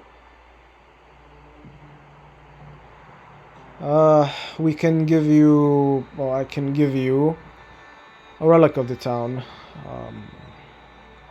a hammer known as the Grove Keeper. Leah's gonna nod, take that into consideration, and then also be like, well, we are here, and our current residence was indisposed of, and we are at the magistrates, but that's obviously a temporary situation. If our stay here could be compensated in a nice lodging, perhaps the 100 gold pieces and the hammer would do well.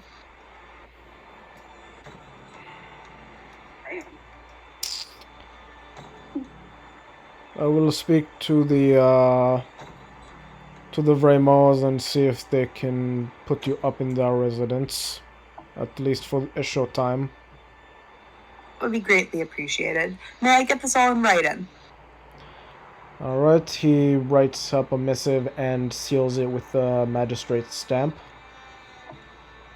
Leah nods and then hands that over to Henna. Seems you have yourself a deal, Magistrate. We'll be more than happy to take care of your little problem for you. Mm-hmm. The clause of the deal is that you guys will get 100 gold pieces, a relic of the town called the Grove Keeper, which is a hammer, and possible lodgings at the Vremo estate. If you are able to ascertain the cause of the pillars of black smoke, stop the issue, and if they go at least a week without any of those plumes of smoke appearing, then you'll be paid. That's fair enough. Could I say I could have bargained it down to 5 days instead of 7? Roll me persuasion.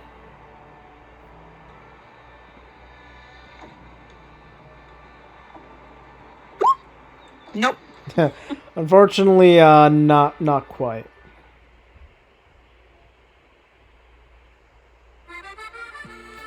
But yeah. So I'm gonna take our I'm also gonna negotiated deal to find the others. I'm also gonna need Leah to roll me a quick history check. Ooh, history. I have a +7, I think. So yay. Okay. 23. You remember a few things. One, the Vremo name you do recognize from someone in your past. Who do I recognize? You recognize the name Vremo. Do I recognize it as a good thing or a bad thing? I mean, that depends. Wait, Did I... trying to remember if it was Leah.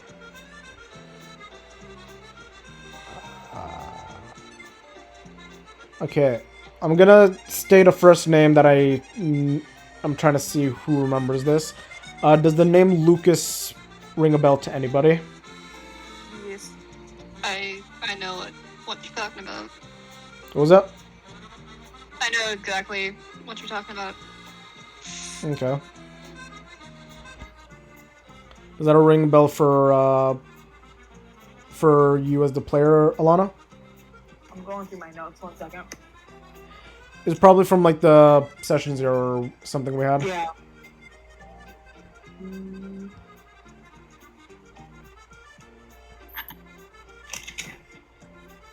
Enoch remembers Lucas. He's that bug farmer over in the Whisper Vale, right? Yeah. Oh, hold on. No, sorry. No, Yeah. not that.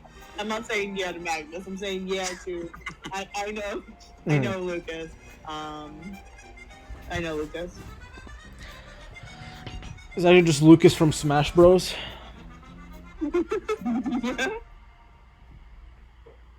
about to go PK fire on you. Yeah, I recognize Lucas and I get a little sad.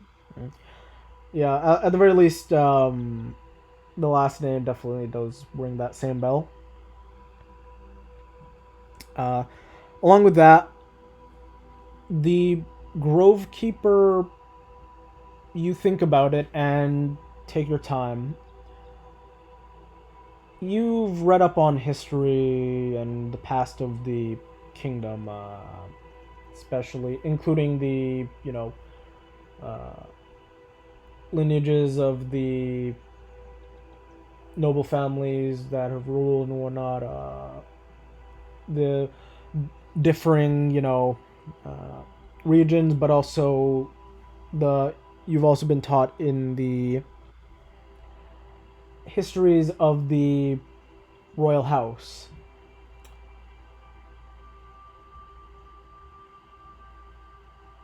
You remember that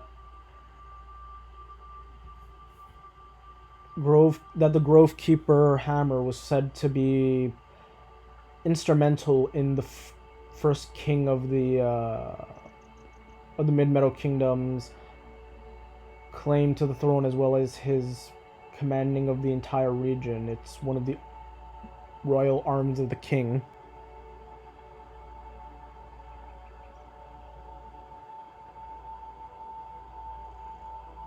I think I would pull.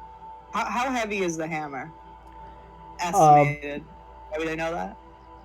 No, you don't know quite, but from depictions of it in like tapestry and murals, it seems to be some kind of like handheld hammer. It's a small, like almost anvil hammer. Essentially think Mjolnir. Okay. I think maybe I'd ask Henna and be like, is it possible? I would take less of the gold, but I was wondering if it would be possible for me to keep the hammer in lieu of some of the gold if we accomplish this task. Well, I mean, I figure that would be up to everyone, not just me. Yeah, fully nods and agrees, and it's like, that is fair.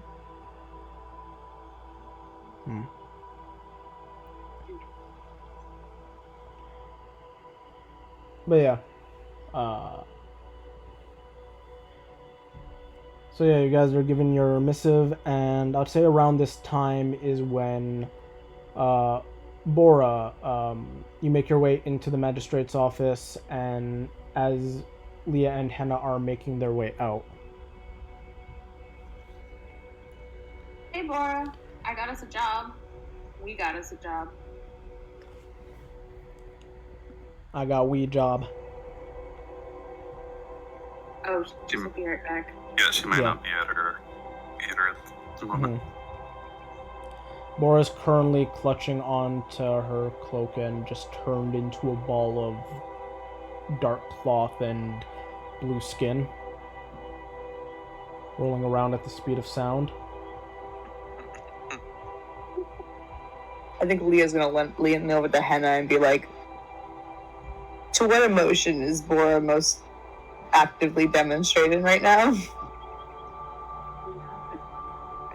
Sure, either. You just say fury? I said I'm not sure either. It could be fury, you don't know. It might be. Who knows?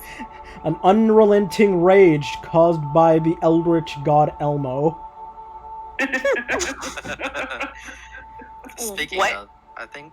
Oh, there you are. Oh, there you are. I come back from the bathroom to unrelenting rage of the elder god Elmo.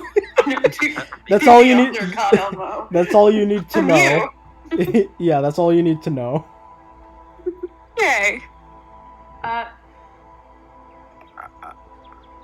But yeah, no, sorry. To give you context, Nuz, I was just saying that around this time, like after they got the job from the from the magistrate, is when Bora made her way into the magistrate's office as they were leaving, and they just bumped into, as Bora just bumped into Henna and Leah. Henna's gonna wave the paper that they have. It's like, I got us a job. for the party while we're stuck in the town. Oh, I was just about to try the same thing. What all are the details? These pillars of smoke have been showing up at different points, mostly at night, apparently. And every time anyone investigates, they don't get there fast enough. So our job is to find out who's doing it and stop it from happening. To the tune of 100 gold pieces, lodging, and a hammer? Where would we be staying? Thing? What? I don't remember what he said. the estate of the House of Remo. There. The estate of the House of Remo. Yes. There. She'll look a little more stressed out of that, but just be like, okay. Do I recognize that she gets a little bit more stressed out? Do you want to hide it, Bora? Not really. Alright, then I'll just say roll me a quick insight check, Leia.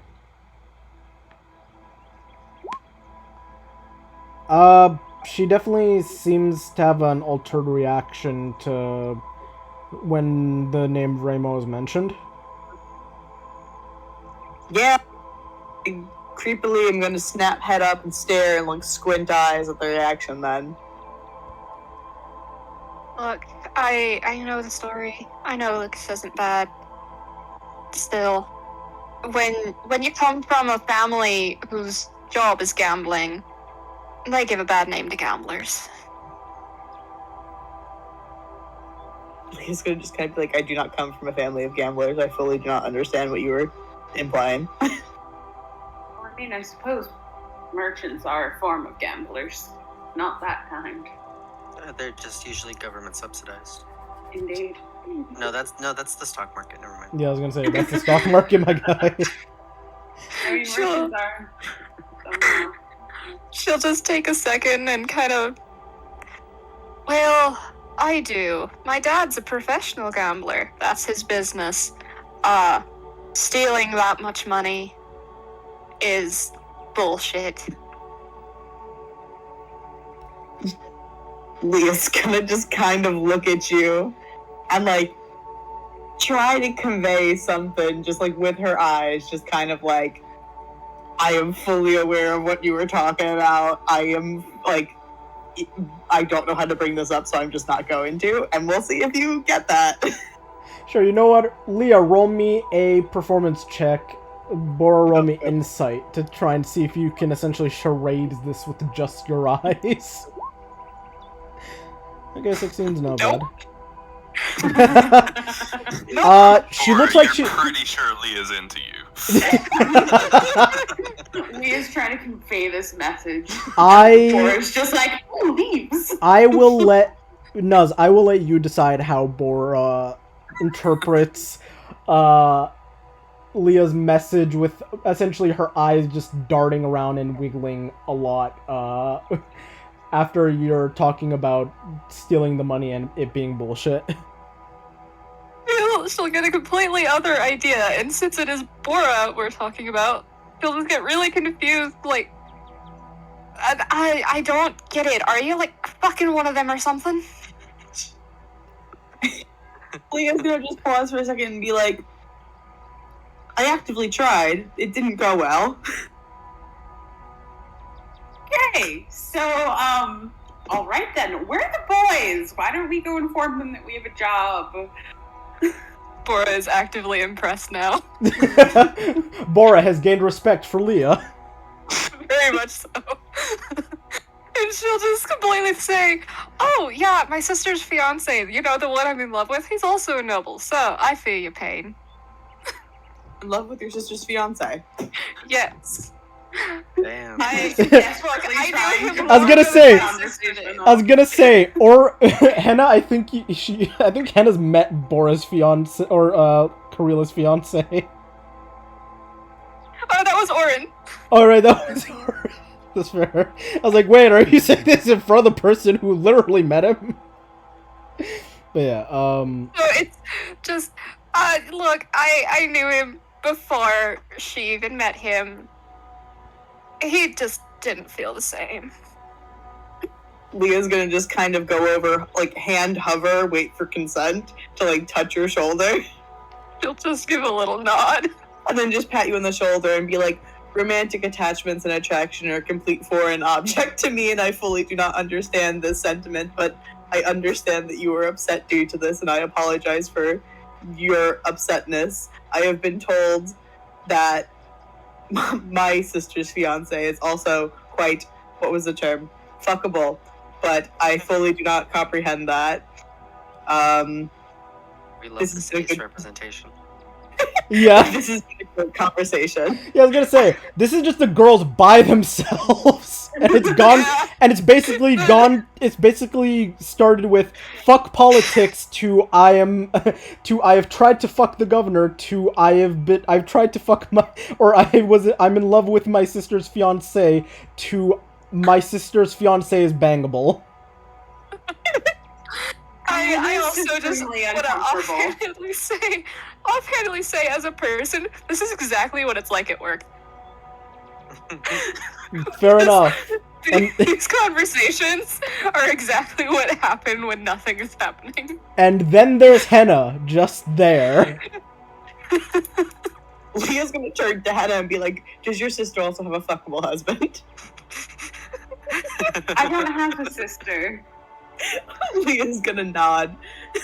And then just, like, walk away. Just, like, start making the way like, towards just where she thinks that other people You see will be. Leah, like, nod her head sagely and then just completely walk away, like, with the same expression. Bora's gonna watch her leave and then just call out, is Az still in the cellar? Leah's gonna pause at that because she was headed down to the cellar and turn and be like, I have no idea. And then just pause and walk back to you guys.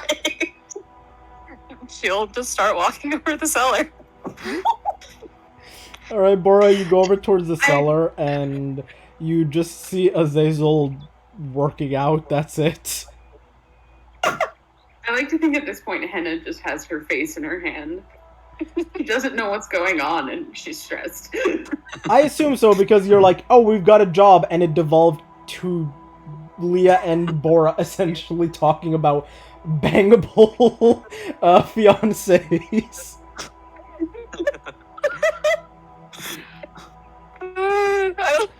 I love how it's completely just Bora would not understand a single thing. So it's just, oh, Bora would, ask, are you fucking? Yeah, are you fucking him? And then it just devolved. It devolved real quick. I feel like Leia's just like, is this what normal girls talk about? There's a lot of things about Leia that, like, if somebody just mentions something, there's a lot of weird shit in her background.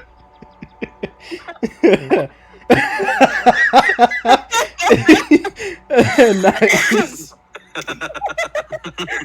That was funny. Oh, that is a hell of an expression. But yeah, It's perfect. it is. Bora, It's accurate. upon seeing Az is there, she'll just clap her hands together and say, oh, perfect. And just turn to kind of look and motion at everyone in the room and say, who wants to play a gambling game with me?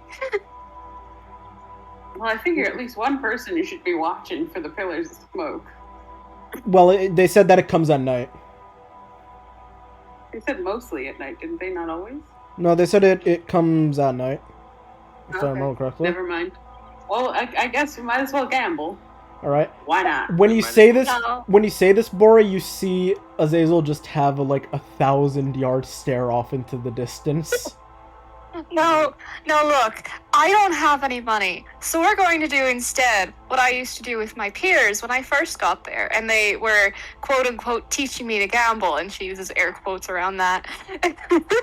And she's just like, where rather than using money or items, the winner asks either one or any of the losers a question. And they have to answer or they get punched in the arm. So it's truth or dare, but with gambling. Yes. Yeah. I'm not gonna lie, I legitimately thought Bora was gonna suggest strip poker or something, and I was like, okay, that devolved real quick. I was honestly contemplating that when it came to mind, like, oh, that would be a good group exercise. Yeah, good group exercise. Let's see how naked we can get while gambling on who can be the most naked. And then I thought, we mentioned that Bora never mentioned that she already knew how to gamble, so they were probably teaching her while trying to get to know her, and it's like, oh, that works. That's fair. But yeah. So, yeah, Bora suggests floats that idea to the 2-3 of you between Azazel, Henna, and Leah. He's gonna just look down at her body and like compare it to Bora's and like the stick and twig that she is compared to like the, I assume, like very well in shape Bora, and just kind of like a little bit of fear in her eye when you say she's gonna punch her. I was gonna say, it's basically like, it's the equivalent, okay, so you have two martial artists in a gambling game where the winner gets to punch someone in the arm against essentially a book nerd and a musician. They'll just hold up her hands and be like, look, we won't punch hard. I guess Enoch's not a part of this right now. I don't know if he's finished his dumpster dive and returned. No, yeah, roll me investigation, Enoch. Oh, I already did. It was a 16. 16? It's pretty small, so yeah, I'll say that you managed to grab like a few random items that you can name, and you eventually come back, I guess, to either show everybody or something, or like I was gonna say, after getting some apples, Orin's gonna go back to Enoch and like just offer him one. Yeah. Okay. I guess you have a few pieces of random junk as well as an apple, Enoch. Thank you, apprentice. Red eggs are always interesting. He says it's like a green apple. Green apple. Yeah. The reddest of eggs. Right. As little did we know, Enoch is red-green colorblind as well. Are you colorblind?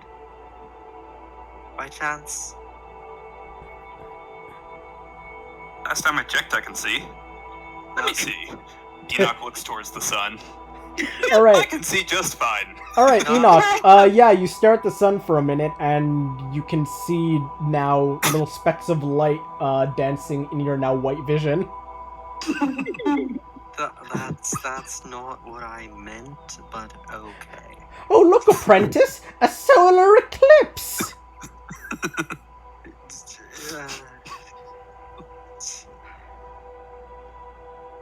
I have no words. I have no words now. I had a place I wanted this conversation to go, but now I'm just like...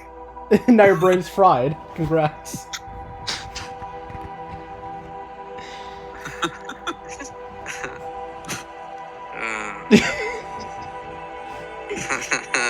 Do you want to say that for now the two of them make their way back to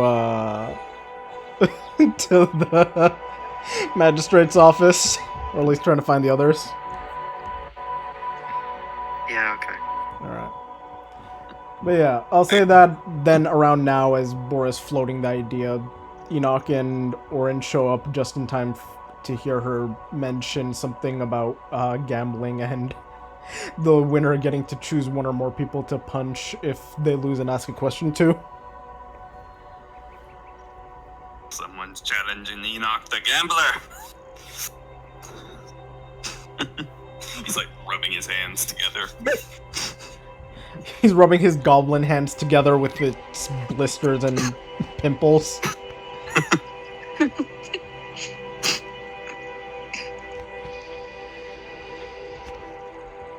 You know what time in? Shadow out.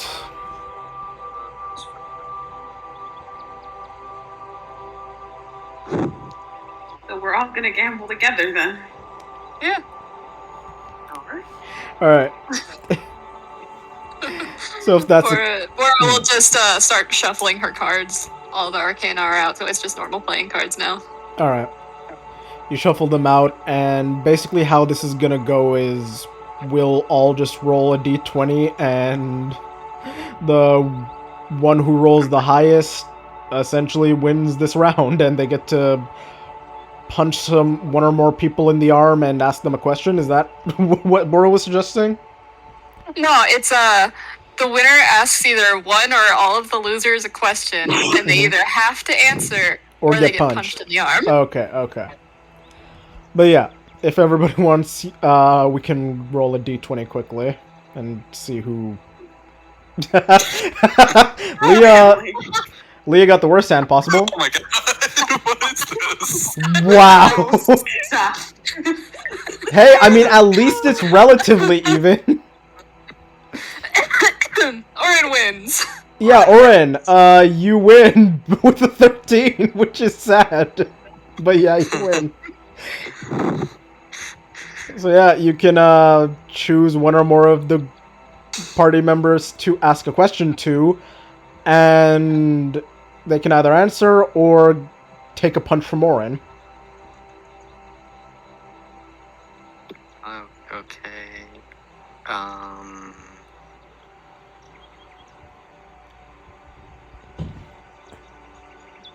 I don't know. Any question in the world. Anything. We could be targeted at one of us or all of us. Yeah. What did this Is this apple red or green? I have to. Am I colorblind or is Enoch? What color is this apple? What did Azazel roll? Azazel rolled an 11. He was just before Orin. He was close to winning. Gotcha.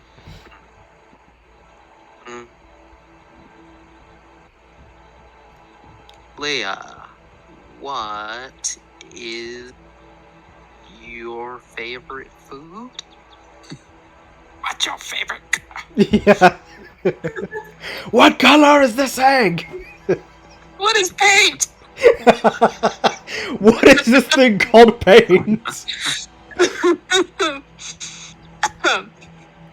Yeah, relatively light question to start off with. Leah's gonna kind of get like a little distant look in her eye. What's a really common, like, comfort orcish food? It'd probably be something called ulvak, which is sort of a. I can't remember the name of it, but it's essentially like a yak on steroids. It's like the meat of that cushioned into like pillow of dough that's deep battered and fried and spread with some sort of tart jams and jellies. Yeah, she's gonna get like a distant look in her eye and like the most like pleasant sort of small smile, like one that she doesn't actively realize is happening, and then just say that, and that's gonna be her answer. Sure. None of the rest of you guys understand exactly what this is. Maybe Enoch because he's so weird, but the rest of you do not know what this is. Anthem. Sounds interesting. Alright. New hand, new rolls. Everybody roll again and see who the winner is, and let's be less disappointing this time. Why must you? Oh, Leah got an nat 20! Not again! Oh, Bora also got a nat 20! Not again! This happened again. Okay. Bora and Leah have to roll again and basically roll off to see who has the higher number. An all for nothing or all or nothing mood. God damn! Apparently the dice are in an all or nothing mood. What is going on? Hell Leo is... Yeah, basically what happens is that you guys go through a round, Bora and Leo pull out fantastic hands and that are essentially equivalent. Then everybody's like, okay, yeah, roll off. And then Bora pulls out the worst hand and Leo pulls out the second worst hand she could have pulled. Alright, so yeah, Leah, you're the winner, both impressively and unimpressively simultaneously.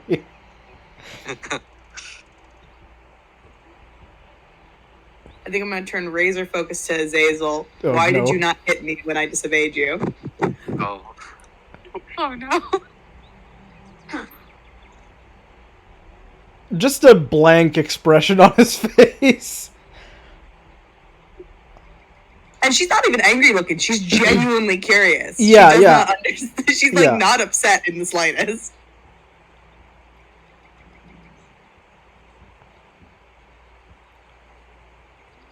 Leah, I think the better question is, why were you expecting me to hit you after that? I think that's what you have to focus on. I'm gonna Or look I'm just gonna for be him. like, yeah, that Is- sounds like a much more appropriate question to ask. Leah's gonna kind of cock her head and like turn to Bora and be like, "Are they allowed as part of the rules to ask me a question back?"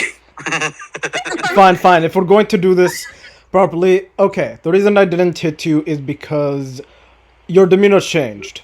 You went from confident and prepared to acting like someone who's expecting to get a beating. I don't like hitting those who expect to be hit or that sounds wrong. That sounds wrong, but what I mean is that how you were acting is if a child was expecting punishment. I didn't want to treat you like a child in that manner, and I wasn't going to hit you because it seemed wrong at the time. Call it a moral thing or call it just a decision, an impulsive decision.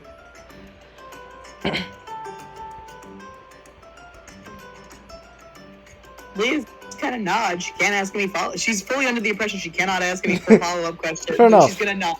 All right, so another round of rolls. Let's see if that happens again. If Enoch blessed himself, he got a bless. 6. Oh God, it's one of these. 14, Okay, yes! or oh, Enoch wins. Oh no. Oh no. I'm just terrible at gambling. This is all this is. Alright, Enoch wins this round with everybody else having terrible hands and Eltorin having an okay hand. Who would Enoch ask a question of? And what would Enoch ask? Yeah, I was gonna say, it'd probably be like either the most mundane thing or the most terrifyingly specific thing.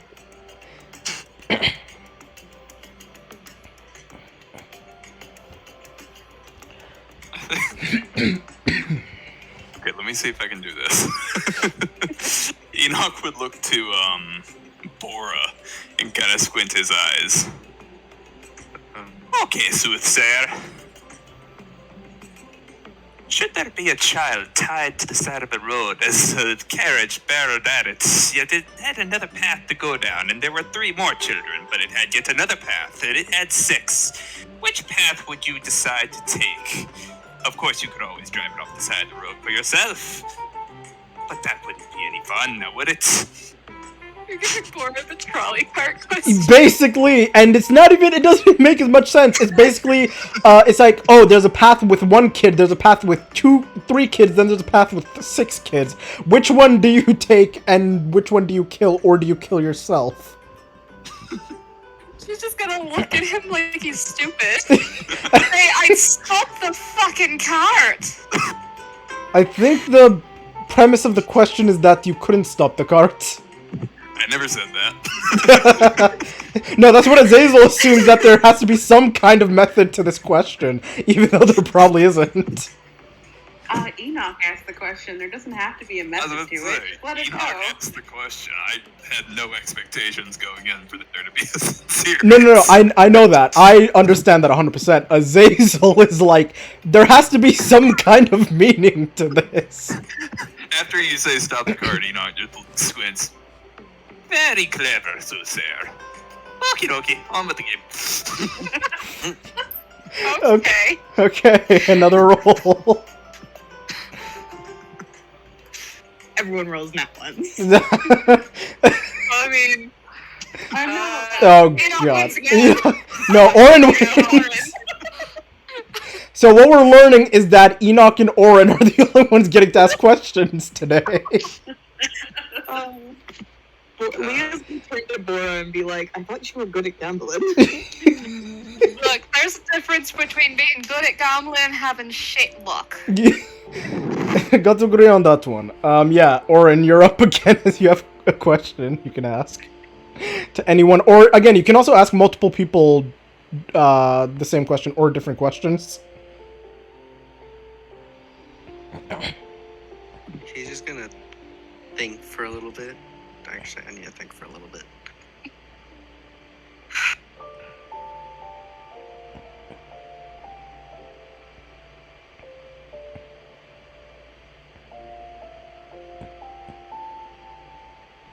He's gonna look to like the group and be like, do you think we can even go through a single town without causing mass hysteria at this point? Look, don't worry. I got rid of the milk. It'll be fine. You got rid of the milk. I mean, I was going to ask about it. Where's Bubbles? job in this town. I sent Bubbles back to his tribe now that he knows what the milk does. So you just gave the dragon an option for takeout. The dragon just comes Terminator barreling through the sky for Bubbles. Bubbles just basically become this Uber Eats driver, just like, I feel like a noble today.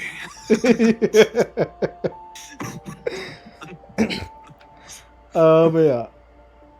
I guess another set of rolls, since Bora answered the question. Or he asked it to everybody, and I guess they give their answers. I mean, Henna's pointing out that she got them the Orin job wins again. in town. I mean, if somebody rolls a was nat the one 20... who does- If somebody rolls a nat... Orin. Wait, no. Henna still has to roll. Oh, okay. Yeah, there we go. Henna's won, actually. Yay. Orin's just gonna be like, I have never done this before. How am I winning so much? Lady Luck likes you. It makes sense that only... No, I was gonna say, it would have made sense if only the charisma characters won. But no, yeah. Henna, you win this round, so you have a question for one person or everybody. You say that, Bora, but you say that, but it sure doesn't feel like it half the time. Lady Luck has her ways.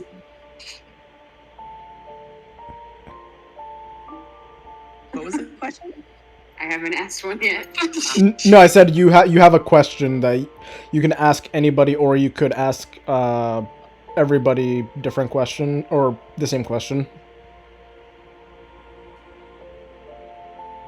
Well, up to everybody, anyways.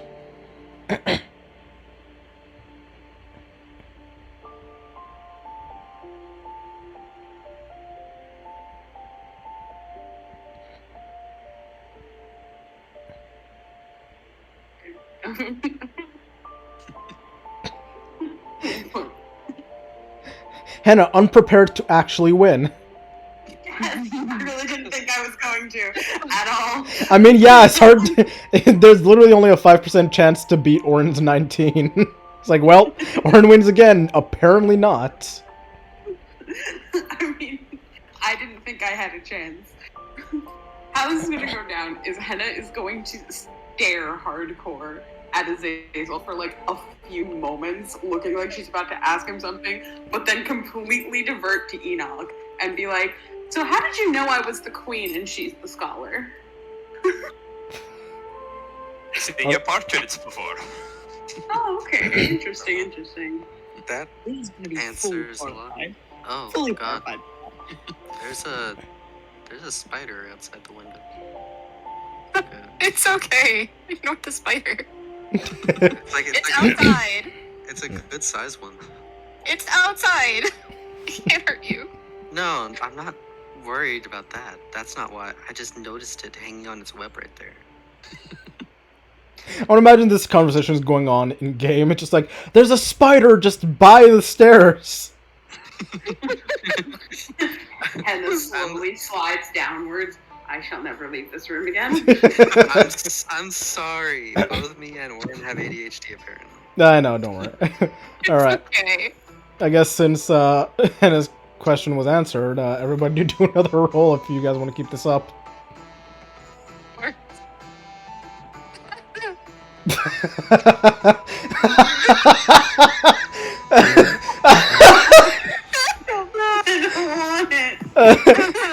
The power's back in. Just give it to someone. Just...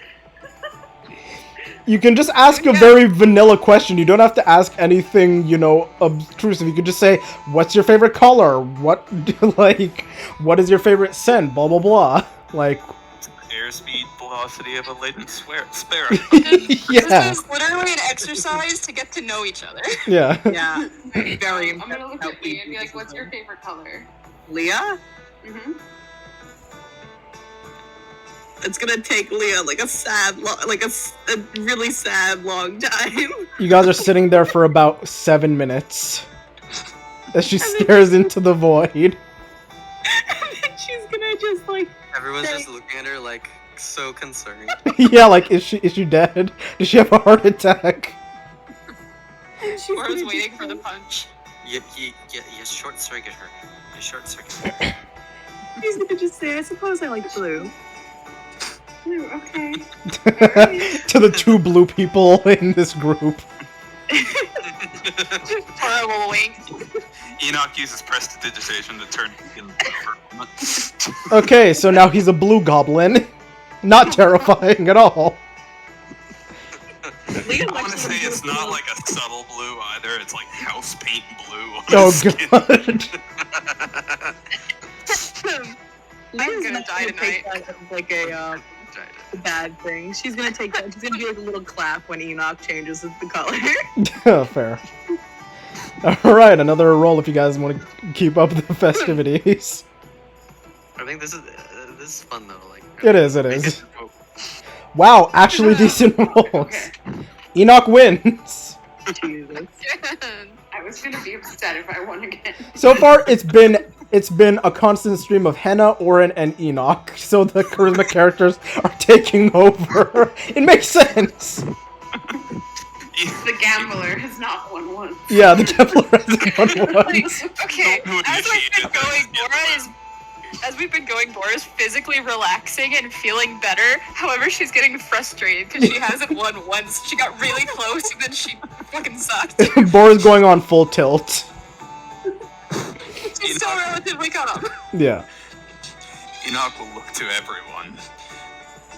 Does anyone else's head hurt every once in a while after the screaming in your head begins and they all cry out in general agony to find their way out of the labyrinth? start over. What? Start over. Restated Magnus. Something. I don't know. I almost feel like I shouldn't. Yeah, that's the point. Basically, what he said is, look off. Basically what he said was, does anybody else's head hurt after all the screaming and agonizing clawing out of trying to get out of the labyrinth? Something like that, I guess. Leah was with him for the first half of it, but then completely lost. Yeah. Like knocking along a little bit, and then just like fully stopped and like looked at him. Very Everybody's just looking at each other uncomfortably. Then at some point, Azazel just nods his head like, "Yes, Enoch, that is exactly what I feel half the time." Henna's gonna look off like into the middle distance and just be like, "Yes, I feel this on an emotional level." Good. I was afraid it was just me for a moment. Okay, let's keep going. Jesus. Another roll then. Wow. Oh wow. Wow. This is just okay. Enoch again. I think at this point, Bora's up in a ball crying. She's just being outdone by a madman. She's very Going frustrated. until Bora wins at this point. Yeah, I would imagine that we go the entire campaign. Anytime you guys gamble, Bora never wins. Bora just never wins. We gamble constantly, but somehow Yeah, but yeah, Enoch. like higher in debt. But yeah, Enoch wins yet again on his like 12th win. Oh my god. Enoch gets a very serious look on his face as he turns to Henna. Would you like an egg? You know what? Yes, I would. They're really good. Yeah, an egg. Okay. Alright, so I want to confirm, Henna, you're eating your third egg. I am eating my third egg. Okay. I don't like that you're keeping track of how many I've had. I really don't like that. Alright, another... Sessions later, you're having your 37th egg. Am I right? Yeah. Alright, so another roll for another question for whoever wants to join.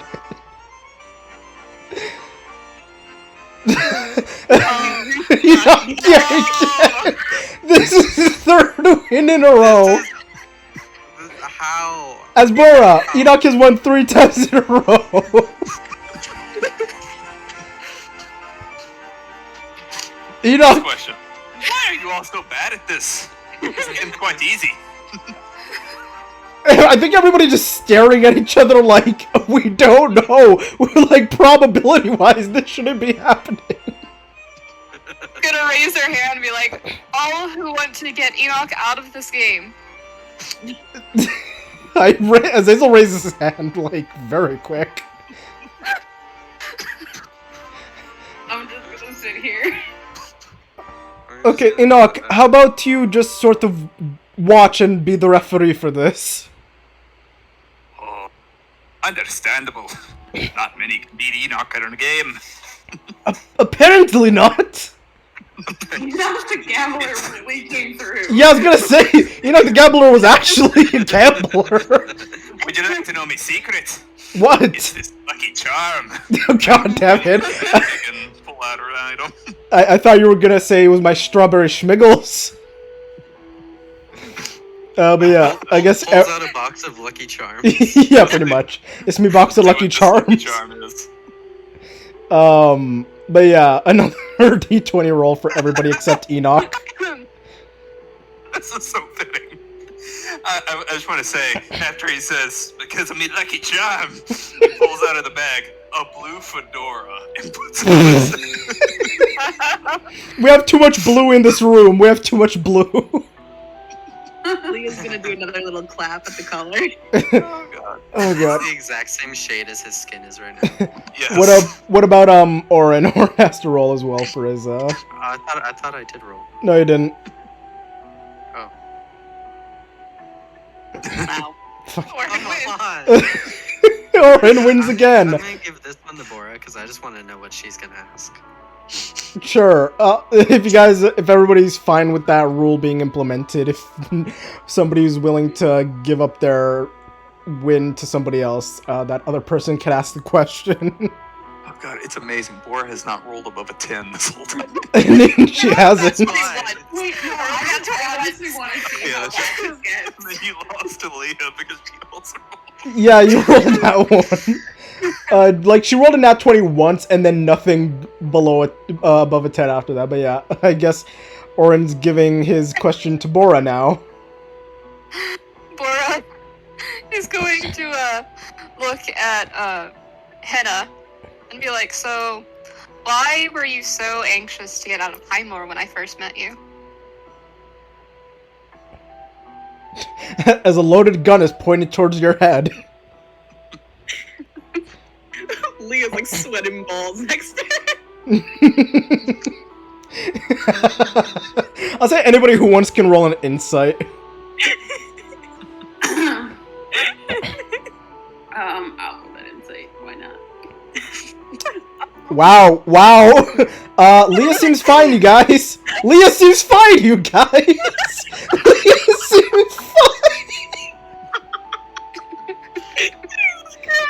Leah is completely fine and unemotional as always. Oh, this is great. This is cursed. This is a cursed session. But yeah. But Bora has to handle the question. She's like getting her fist ready, like. And you see her prepare her fist to punch you.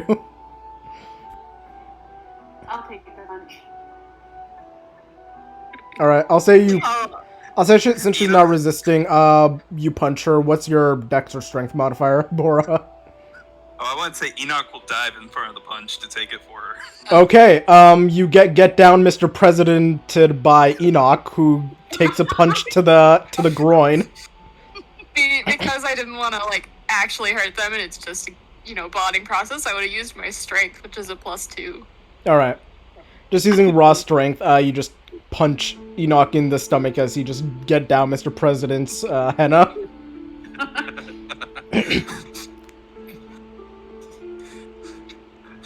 Isn't it obvious, Soothsayer? She needed to be out of Highmore to meet the Chosen One. We don't Sounds even know like- where that bandit is anymore. Oh, he's Wait, exactly where he needs to be. Just like us. Wait, the Chosen One is real? When I first met Enoch, I was with a group of other people as well, and we were commissioned to, try and find these missing kids. We were attacked on our way to the lake, though, by a whole bunch of bandits. I knocked the shit out of one of them with my lovely quarterstaff, and she holds it up and pets it slightly.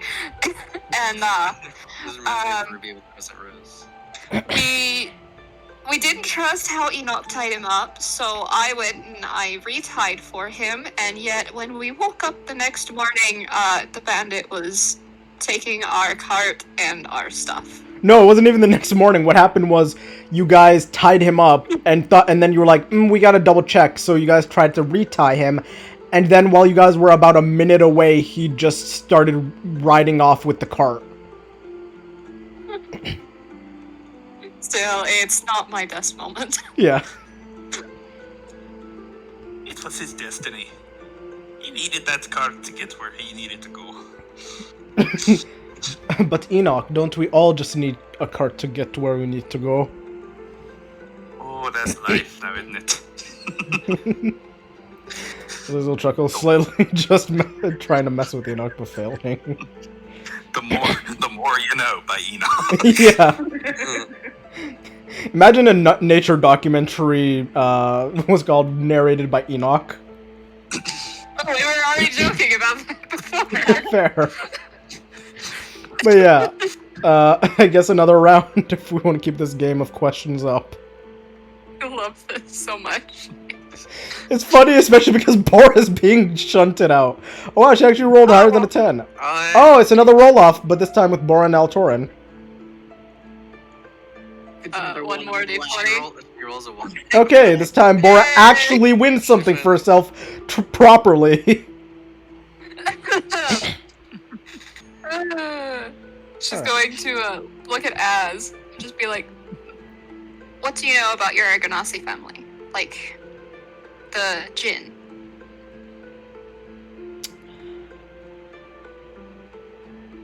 Sorry, I need to clarify something. What do you mean? You mean the genie?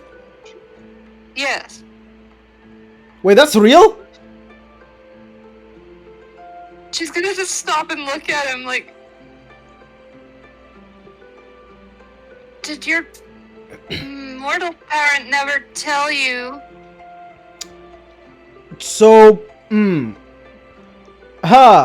here's the funny thing. I was told as a kid that, when I asked about, how people work and whatnot, I was told about the whole genie thing, but I thought that was like a story and a joke. And I was also told that we came from giants, and my father told me that at least the type of genasi that we came from giants in a different land. I sound insane, but that is what I was told, and I thought that both were a joke. She's gonna just lightly set a hand on his shoulder and just shake her head like, Poor summer child. you're a fucking idiot, but I still like you. Really, I'm a fucking idiot for being told two different stories and thinking both were fake. Look, they were talking about a giant from a distant land. That was the genie. They don't have normal sizes all the time. No, not a giant. Giants, as in, you know, frost giants, fire giants, shit like that. Oh, that's weird. So, hate to interrupt. Can, I don't know much about air ganassi or ganassi. What's the deal with that? Apparently, we come from genies, or, you know, the wish-granting type. Uh-huh. Video genies laid eggs. At least my mother came from one. And I was told that my father and mother came from frost giant and storm giant, respectively. Not directly, but descendants of.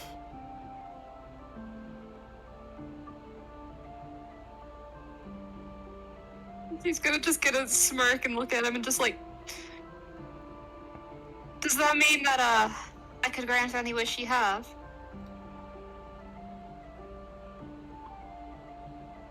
Sure, if I was like...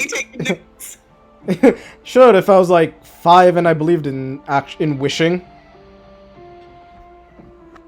What's the fun of that? I mean, considering there's real magic, like, wish magic very far from... Ah, but you're assuming that he knows any of that. In fact, you're assuming that Altorin knows any of that. I'm sorry, we're just actively watching a man cockblock himself right now. Yeah. Like, wait, what do you mean? Like, we use magic, isn't that... Huh? Yeah, no, don't we? I think we're all lost on this conversation. I think I answered the question as best I could. Let's get on to the next round. Please. At some point during that, Leah was going to lean over to Hannah and be like, Bora was actively flirting with him, correct? Yes, she was. He is the most oblivious man I've ever seen in my life. Alright, another round of hell coming up. Oh wow, Azazel might actually get to ask a question. Okay, this is Hazel's turn. Alright. He's gonna, like, crack his fingers and look about at each of you. And then he's gonna look towards Henna. Why have you been death glaring me for basically about a week now?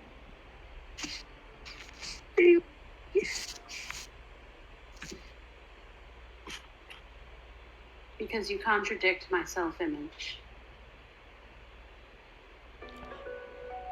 I don't even know what that means, I'm gonna be honest. I don't know what I did to contradict anything about you.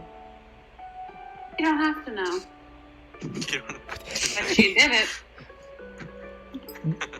So you're angry at me for something I didn't know I did, and you're not going to explain what I did wrong so I could possibly apologize?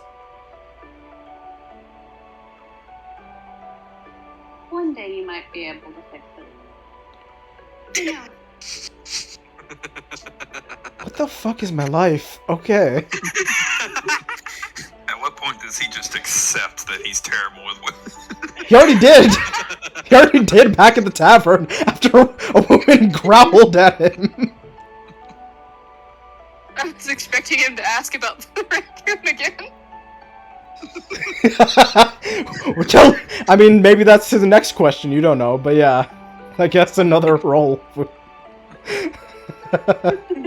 Jesus. Oh, Yeah, 20! Oh wow, Bora again might actually get to ask a question herself. Yep, that looks about right. Okay. Bora, you got a question again? Nobody rolls higher than a 10. Bora, nat 20.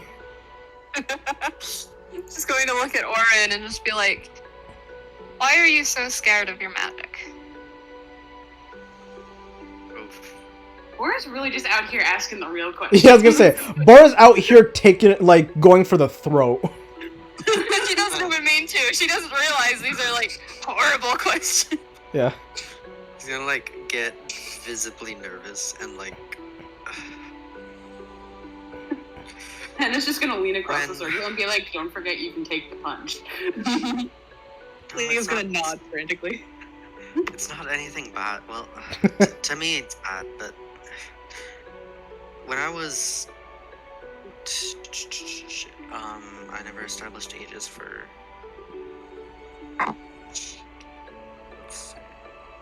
You could just say He's younger. 19 right now. No, I'm trying to figure out what the age his sister would be too. So like... Yes, the sister I clearly heard about. I told you about her? No. Remember, you've given me no information on your character. It's in his... okay.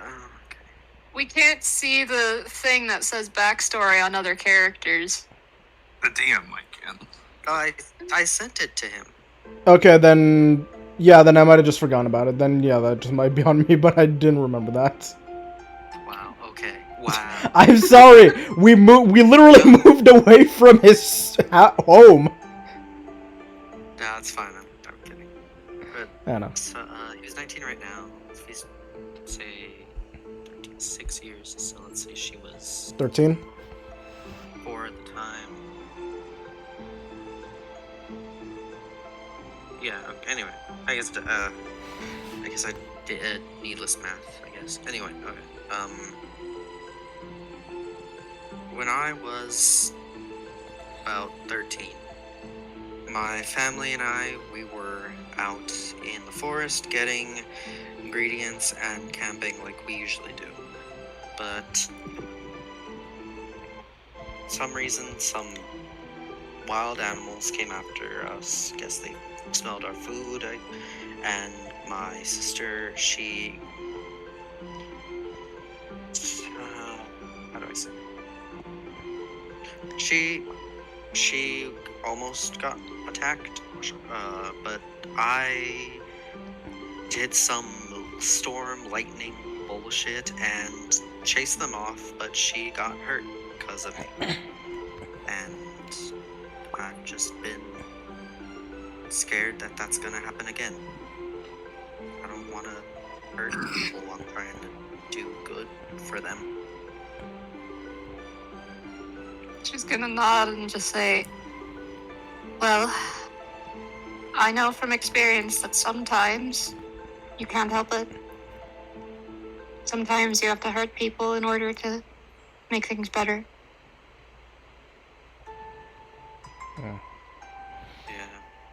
She never held it against me, but I feel like Mom and Dad are always a little more nervous about me being around her after that. But maybe that's just me, again. Me being hard on myself.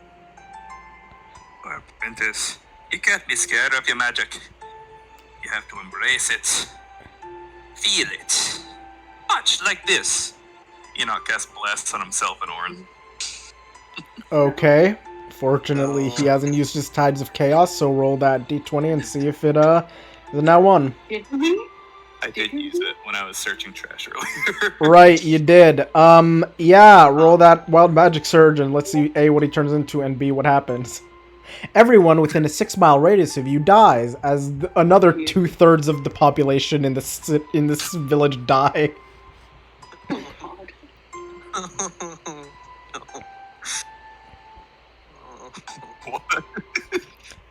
What's the roll?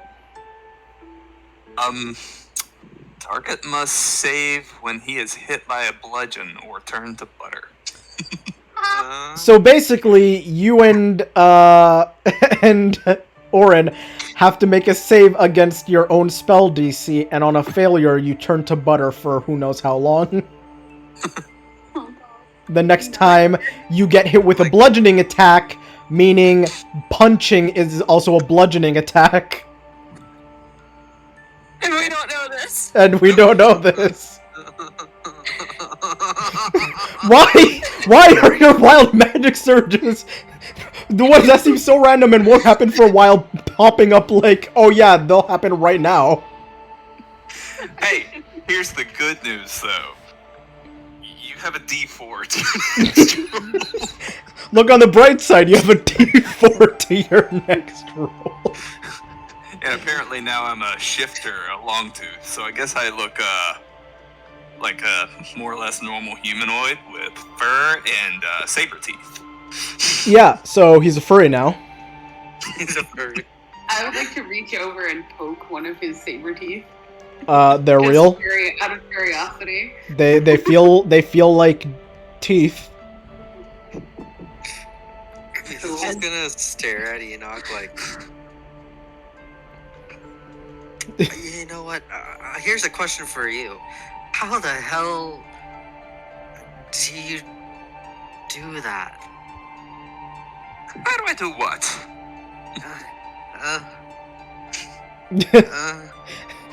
Your failure was to even ask that question in the first place.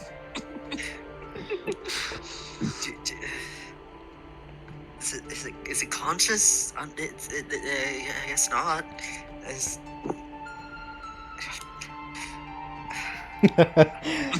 Another round. Enoch looks just as confused as you do. Yeah. You guys can roll again if you guys want to try and ask another question or keep playing. Yeah. No? Fuck. And the winner is Hannah. Oh! Okay, no. Enoch isn't here. Enoch isn't here. Enoch isn't here, thank goodness. Out of nowhere, Enoch suddenly has some cards. You only know where they came from. He minor illusioned them. I like to think it's just Bora handed out the decks to everyone, and then Enoch threw his hand in, and she's like, where the fuck did you get those? Yeah, pretty much.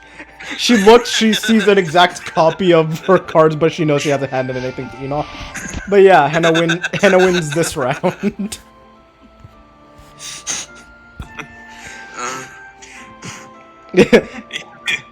Hannah gets the torch of questioning.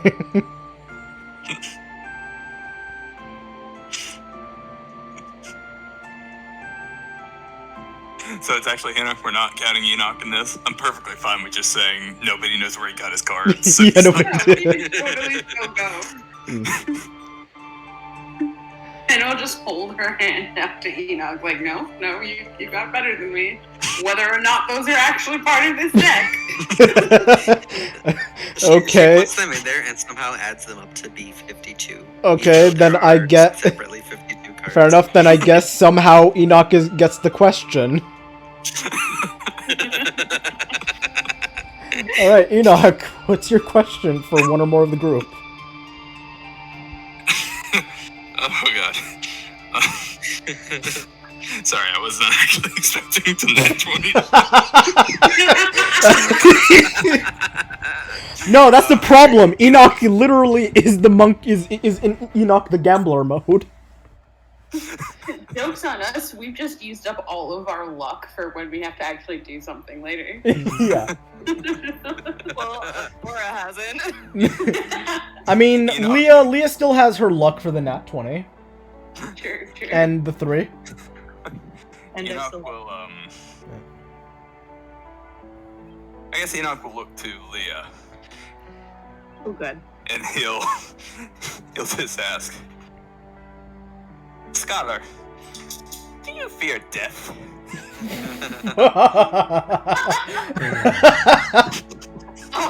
Are you afraid to die?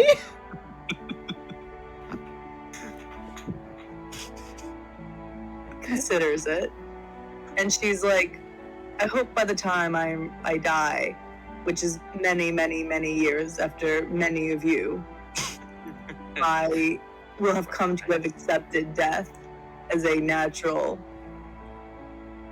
So, do elves die? Of age, I think. Are you asking me as the DM? Yeah, like, do I just live to like 170 or like 700 or some shit, or am I actually immortal?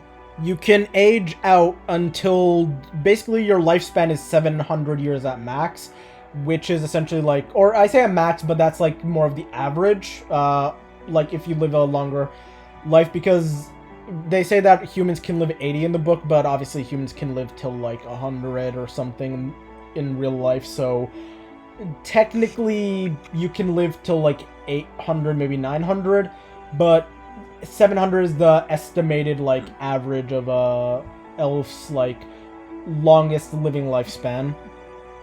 But yes, they do age out and die. It's just that they seem immortal compared to like most other races. Then she's gonna get like a faraway look in her eye and go, I have seen many life forms come and die in my short time on this planet, and I hope to see many more do the same, so by the time my time comes, I will greet death as an old friend. Other efforts. I think I don't know about everybody else, but at least Azazel just has a moment of just scarily calm staring at Leah. Hannah's just gonna reach over and gently pat Leah on the shoulder and go, stick with me, and that's not something you're gonna have to worry about. Pat her on the shoulder as well. Oh, don't worry. That isn't as scary as they make it sound. Okie dokie, on to the next one. Bora's going to look very dead tired and just say, I've almost died 3 times now. Anyways. Leah's gonna nod and be like, I've experienced more death-defying situations than any other instance in my life in the short week that I've been in your company. Azazel's just gonna take a sip from like a flask, and he's just gonna say, I died about 7 times in 1 minute. I already am dead. Leah's gonna just kind of cock her head and be like, congratulations. Congratulations. It was not fun. Apparently I was in a coma for a week afterwards. Leah's gonna just like nod and jot down something in like a section of her notebook. Can we also just appreciate the fact that after Bora's roll, we had 3 people roll three times in a row? Yeah, that was amazing.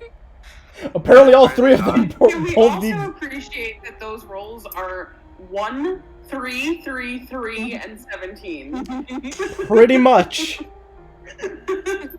Bora wins. Bora wins.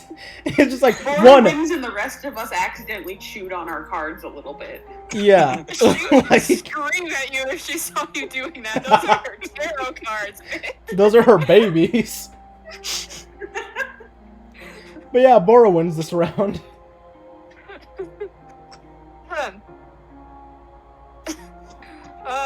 Who do I want to ask a question to?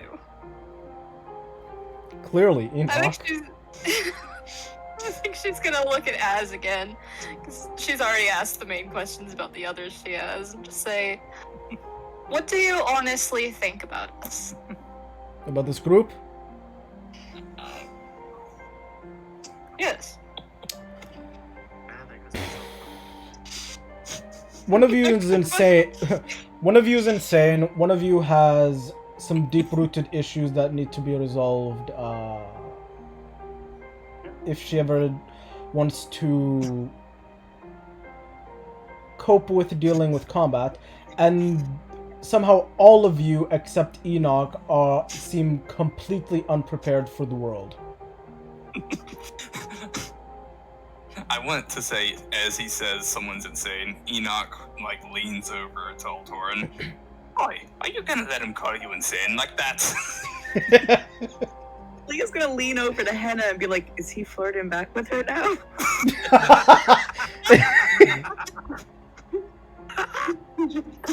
We deadpan face. Judging by everything else you said up to this point, yes. Sorry, what was Henry's response? Judging by everything else he's said and done up to this point, yes. Yes, clearly when he says everybody's unprepared for the world and one of you is insane, that's clearly him flirting. No, fair enough. Hey, he didn't say Enoch wasn't prepared for the world. Fair enough. Enoch, he said Enoch is the only one who's everybody except Enoch is unprepared for the world. Yeah. The world is Henna's also going. Henna's gonna wistfully look over at her bag that has her small collection of Enoch drawings and go, only one of us? She's like, not for long, I won't. Bora will just shrug and say, to my defense, I lost a few years in Highmore. for reasons. Alright. She just stares silently at her deck of cards. Fair enough. Alright, another roll.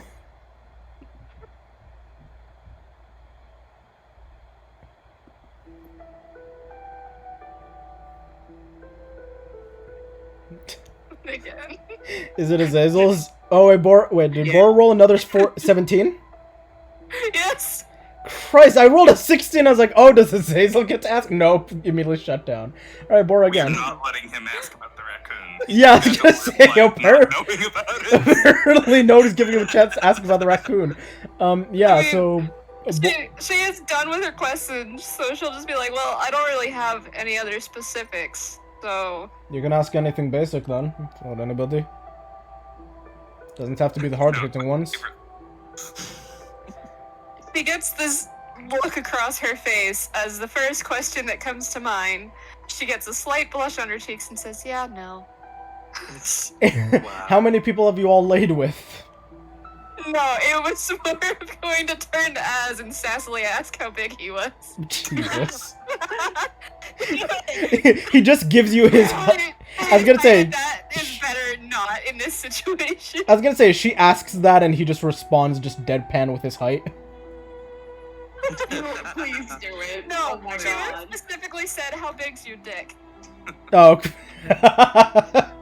Okay, if you were gonna be vague and say how big you were, then I would have 100% had him just respond with, oh, I'm about 6 feet. She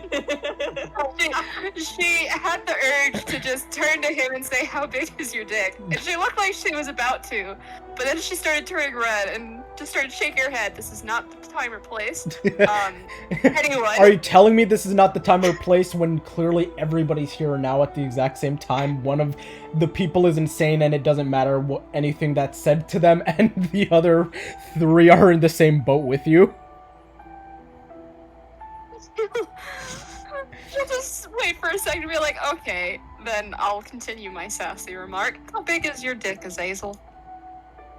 Sorry, excuse me? You said I could ask anything. I've never measured it, so I couldn't tell you off the top of my head. Leah's gonna lean over to Hannah and be like, he's the first man I've ever known not to have measured it. Mara's gonna just look a little impressed and like, I probably know men who are bigger anyways. Gee. Throwing shade over here. And that's just gonna lean across the circle for a high five. High five her. Yes.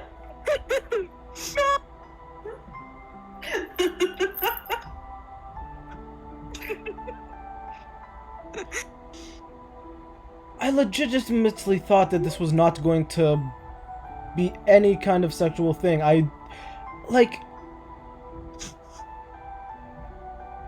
Holy shit, my life. Okay, next round.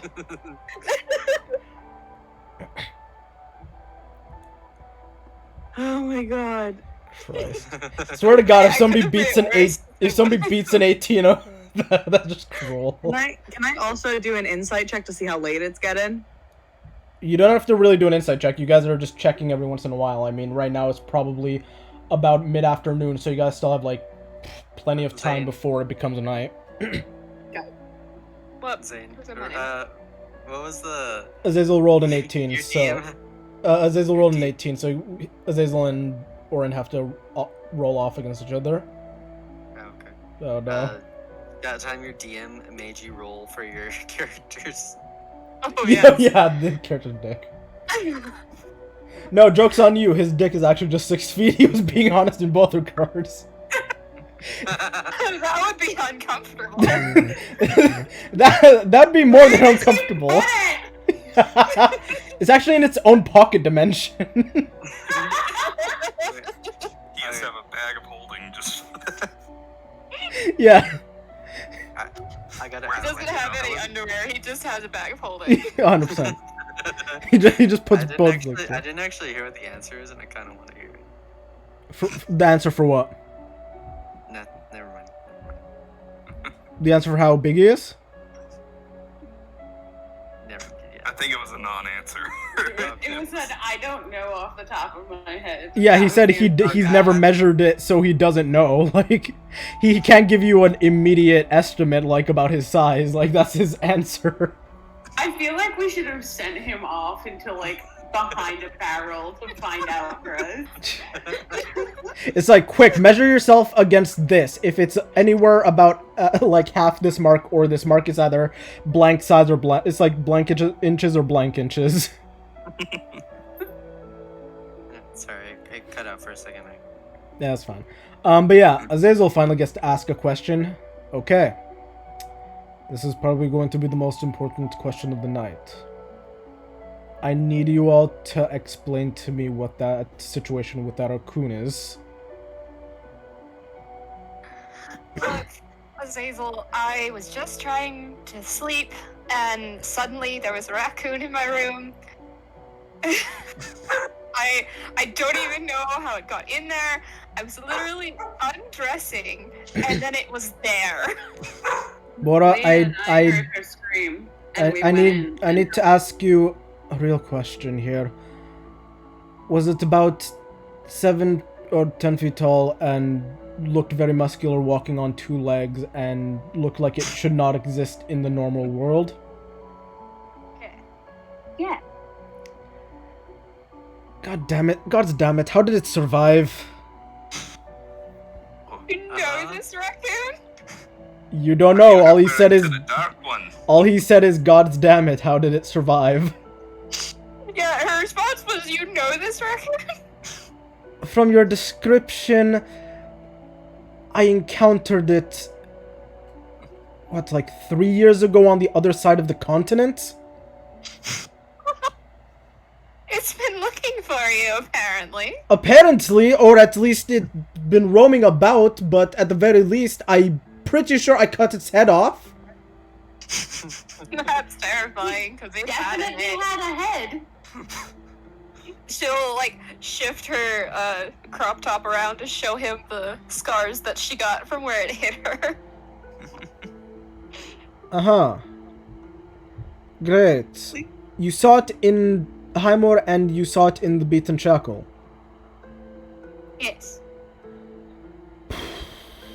Okay. Good to know. Good to know. Cool.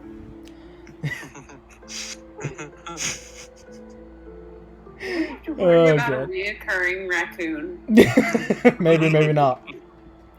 Yeah, I'm just rolling again. Rolling again? Your guys' choice. You guys can choose to end it whenever you want. Alright, Bora wins. Someone should have brought some Cards again. alcohol. Who says they didn't? Pulls out a bottle of whiskey. No. But yeah, Bora wins this round again. Enoch pulls out a bottle of his finest egg wine. No, go.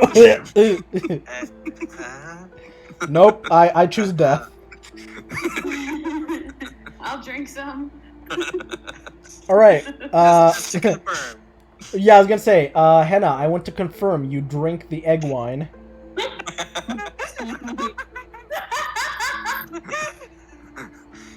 Wait, how many eggs is the egg wine equivalent to? You don't know.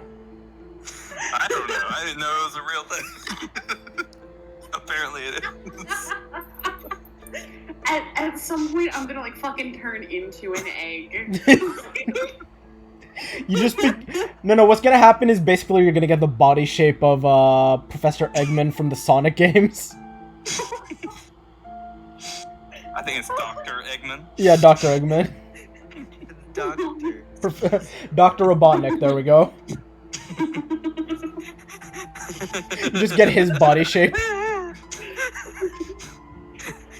Alright, I said I was gonna drink the egg wine because I didn't think it was real. I thought we were joking. I'm not actually drinking the egg wine. Are you sure? Well, now it makes it seem like I might want to. That's the game here. Basically, how many levels of irony into it do you think I'm gonna go? You know what? Fuck it. I'm drinking a fictional egg wine. Okay, so you drink the egg wine. Good to know. Let me just mark that down. I don't like it.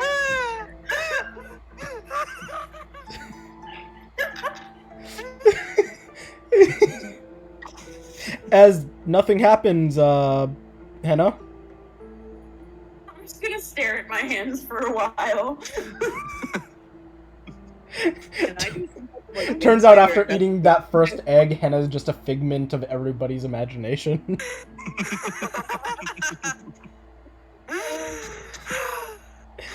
It actually just deleted her from existence. Alright, is everybody ready for the next round? Oh my god, I'm crying. Bora is going to just look at everybody and say, does anyone have piercings or tattoos? Azazel just points to the markings on his arms. Those don't count. Oh well. What would you classify as a piercing? You keep a piece of jewelry in a tiny hole that you willingly had put in your body. And she points to her earring. Alright, nope, none for me. No, but I'll take one if you want to give it. She does hold up a dart. Let's give everybody earrings right now with this rusty dart that was taken from the cart. That actually has Enoch's blood on it. As everybody No, gets... that's staying on the cart. She's never touching it again. As everybody gets tetanus and possibly everything. I want to say Enoch looks over. Oh, I've got these. He like lifts up his shirt to show his back, or whatever you would consider as like tunic, and you see what amounts to like a few dozen of the that tattoo he gave everyone at the start of the campaign. Oh yeah, yeah. Okay, so he has about 7 of those brand marks of the of the enemy of the kingdom. I just want to say that they're all a little different. Yeah, they all look slightly different and are different like colors on his back. Like one looks a little more sickly purple, so on and so forth. But there are about 7 of them, as you look. Cool. Bora's gonna just. This makes so much sense. How did that not come up when we were in prison last time? How did that not come up in prison? Aarakocra then. You know, covered in feathers. Yeah, you're right. But, Bora will smile and say, I, myself, have 2 tattoos and 2 sets of piercings. It's just gonna nod. Okay. I've none, but I've always wanted one. On each of them while I was drunk, so I don't really remember how they feel. From what I've heard, a very sharp. I can give you one. From what I've heard, a very sharp stabbing pain. Keep your hands off me. Oh, but you're looking at Enoch, the tattoo artist. You know what? If you can, you know what? If he can tattoo even half as well as he plays cards, he might actually make a masterpiece on your back. We've seen his drawings. I'm not confident in having That's something true. of his on my tattooed arm. All right. You guys want to go for another round? Having an Enoch tattoo. You guys want to go for another round of questioning or no? Yeah, this is fun. This is just the bonding campaign. The bonding. The bonding session. No. It looks like Bora's gonna take another question, even though she doesn't have any. Bora! Question from you. Again, you could also just ask dumb, mundane things. I know, I'm trying to think of them. Yeah. I guess, I don't know, what's everyone's favorite color? I like green. I think Leah already answered this question. Yeah, Enoch. she's excluded. Alright. Oh. Purple.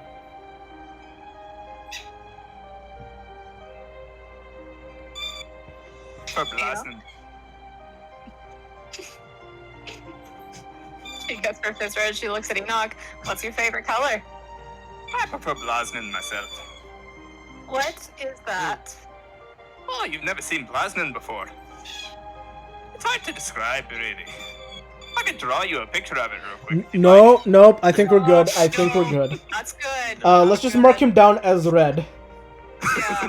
Well, I'd rather not, because I actually like red. Okay, then let's mark him down as brown. Yeah, that works. I want to imagine Blasnin is like a color that a mantis shrimp could see, but no. Yeah, I would imagine where it's like only 1% of the Earth's creatures can see this color, but it's not humans or humanoids. Only the eldritch beings can really Yeah. see this color. No, even funnier, I want to imagine it's a color that only gnomes can see. It's quite popular in gnomish culture. Yeah. Did y'all know that magenta isn't actually a color that exists? Yep, it's something that our minds trick us into seeing because it has to fill in the gap of reality. Yep. Yeah. So apparently, half the time in Blue's Clues, you're seeing nothing. But yeah. You guys want to keep going?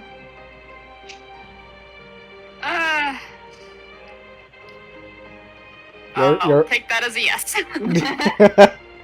I mean, it has to be everybody's choice on this. I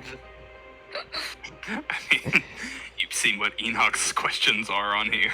Alright, yes, another double 20 roll-off between Bora and Henna.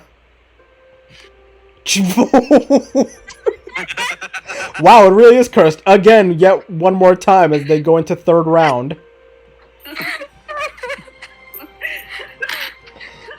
It took 3 rounds of cards dealt to see who the winner. Alright, Henna, you get a question. Enoch, why eggs? That's the question that breaks him. Why not? That's his answer.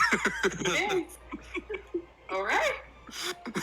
I mean, it's an answer. It is, in fact, an answer. Who never said the answers had to be descriptive or proper.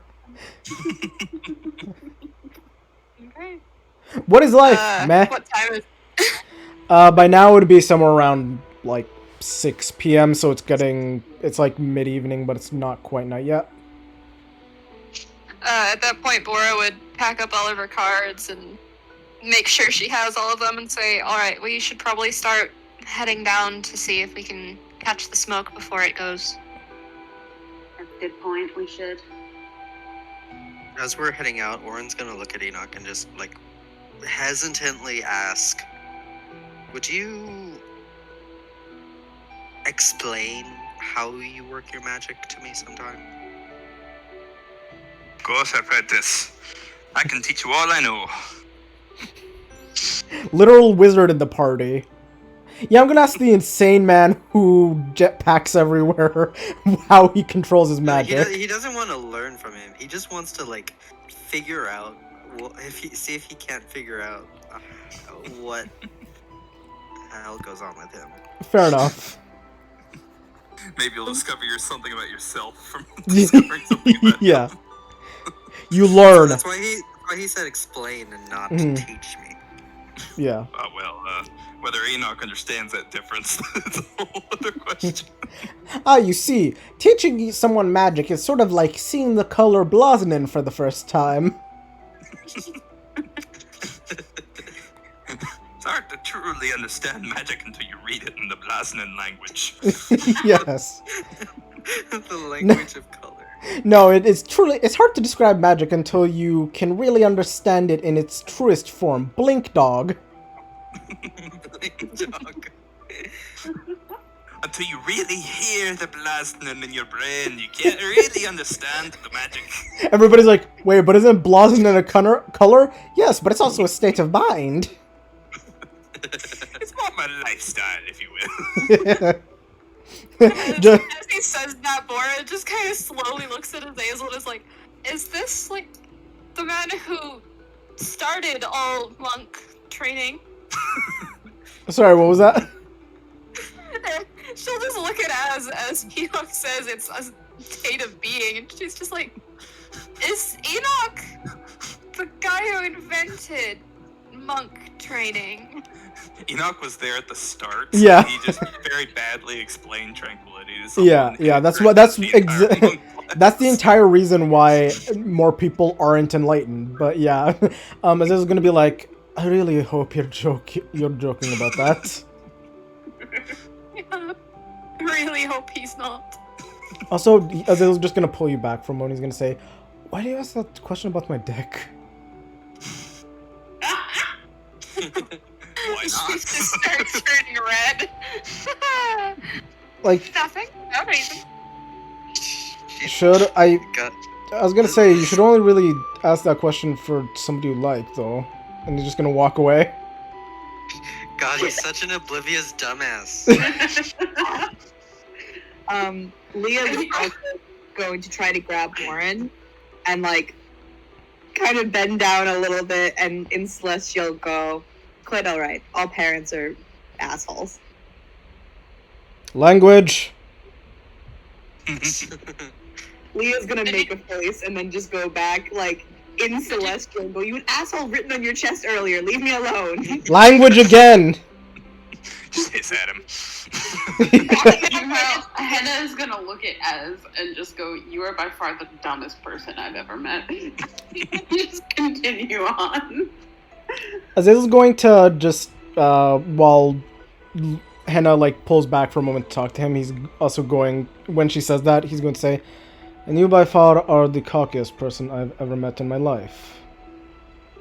Thank you. I'll take it as a compliment. Sorry, That's not she a- said that to Orin, right? No. No, she said that to Azazel. No, the parents thing. Yeah, she said that in Yeah. Celestial to Orin.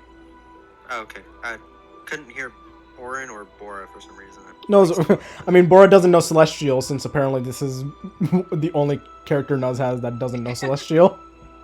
This is the first character where it's like, oh, I just have the 3 languages and I don't need an extra. I'll take what I have.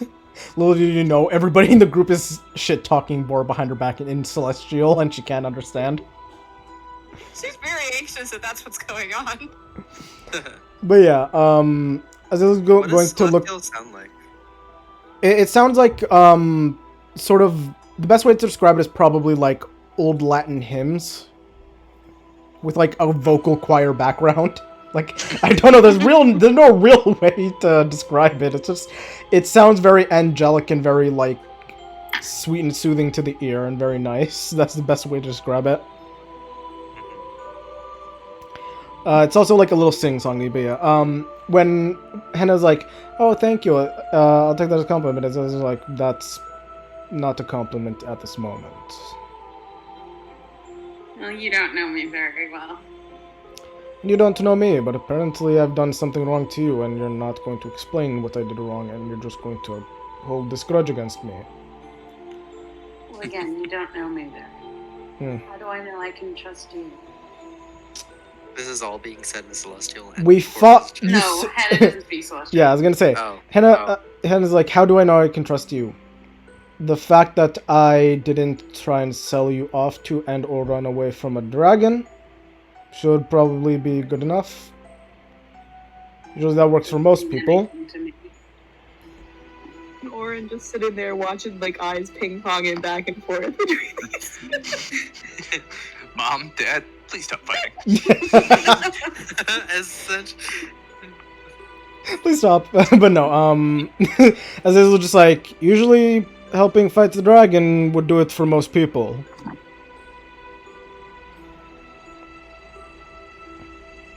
And he's just No, gonna... I'm not gonna do it. Never mind. What was that?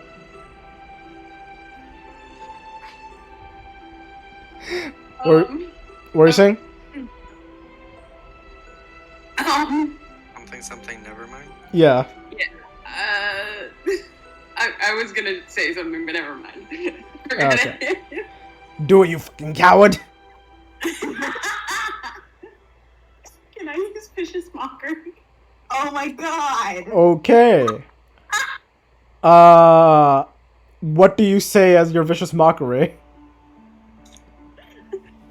I'm more willing to trust Enoch than I am to trust you. Damn, he's gotta make a wisdom save, right? Jesus. Disadvantage. Pretty rough. Clearly. That hit him to his core. Whether or not this does damage. Leah's just looking at Orin like, should we get involved?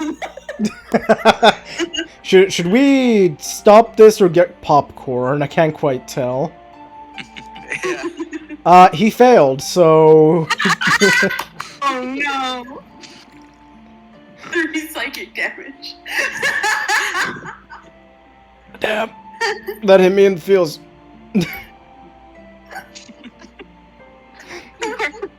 Bora's gonna just walk over and say, Henna, stop. He's already an idiot. You don't have to make him feel bad. Yes, thank you for saying that right next to me as if I wasn't here. It's just canon that Azazel's a masochist. That he just stays around us. Christ. To be fair, all of you guys can be described as masochists from being around each other. He's just gonna look at Azazel after he says that, and it's like, think really hard about why I would ask you. And why I would get flustered when you ask me. Okay. Bora, if it's about you liking me, then I already know about that. Good, you're not entirely stupid. You're not very discreet. It's just that I'm not going to do anything unless you're willing to bring it up to me yourself, and not be ham-fisted about it by asking about my dick size.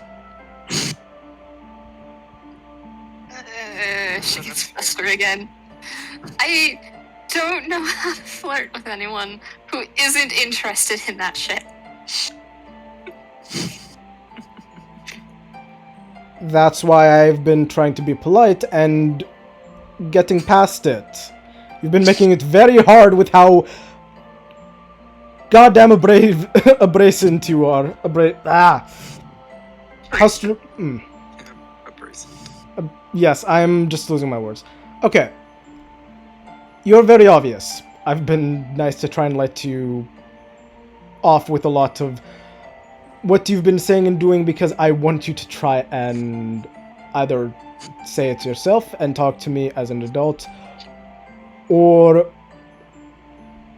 get better at flirting. I don't know. Leah's taking notes. Henna's rolling her eyes. Is she like trying to hide this? No. Very openly rolling her eyes. Enoch tips his new fedora.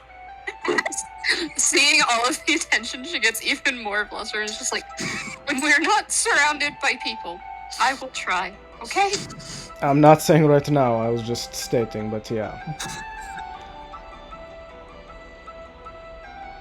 You're just gonna start walking on, even more flustered. Yeah. You're an ass, Hannah. Then just gonna, Azazel's just gonna be like, "You're an ass, Hannah," and then just continue walking ahead. Would you like to taste my canned soup again? Oh, I'm sure you really don't want to taste mine.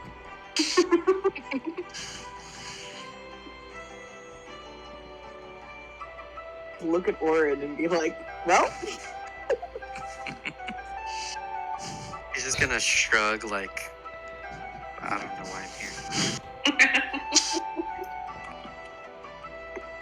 Then she's gonna try to practice, what is it, a rune? With Orin, because he was there for the first lesson.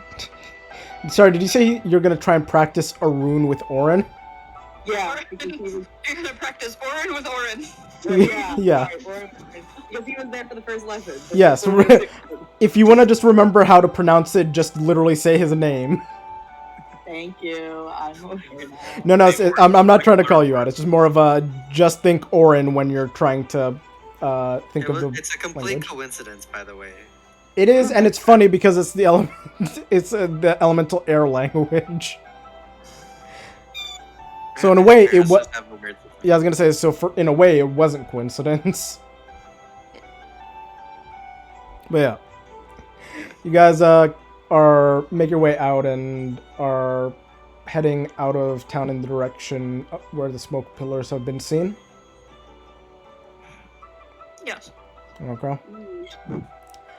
You guys continue outwards, trekking through the village of Ciel, and eventually make your way in towards the Swallowtail Forest on your way towards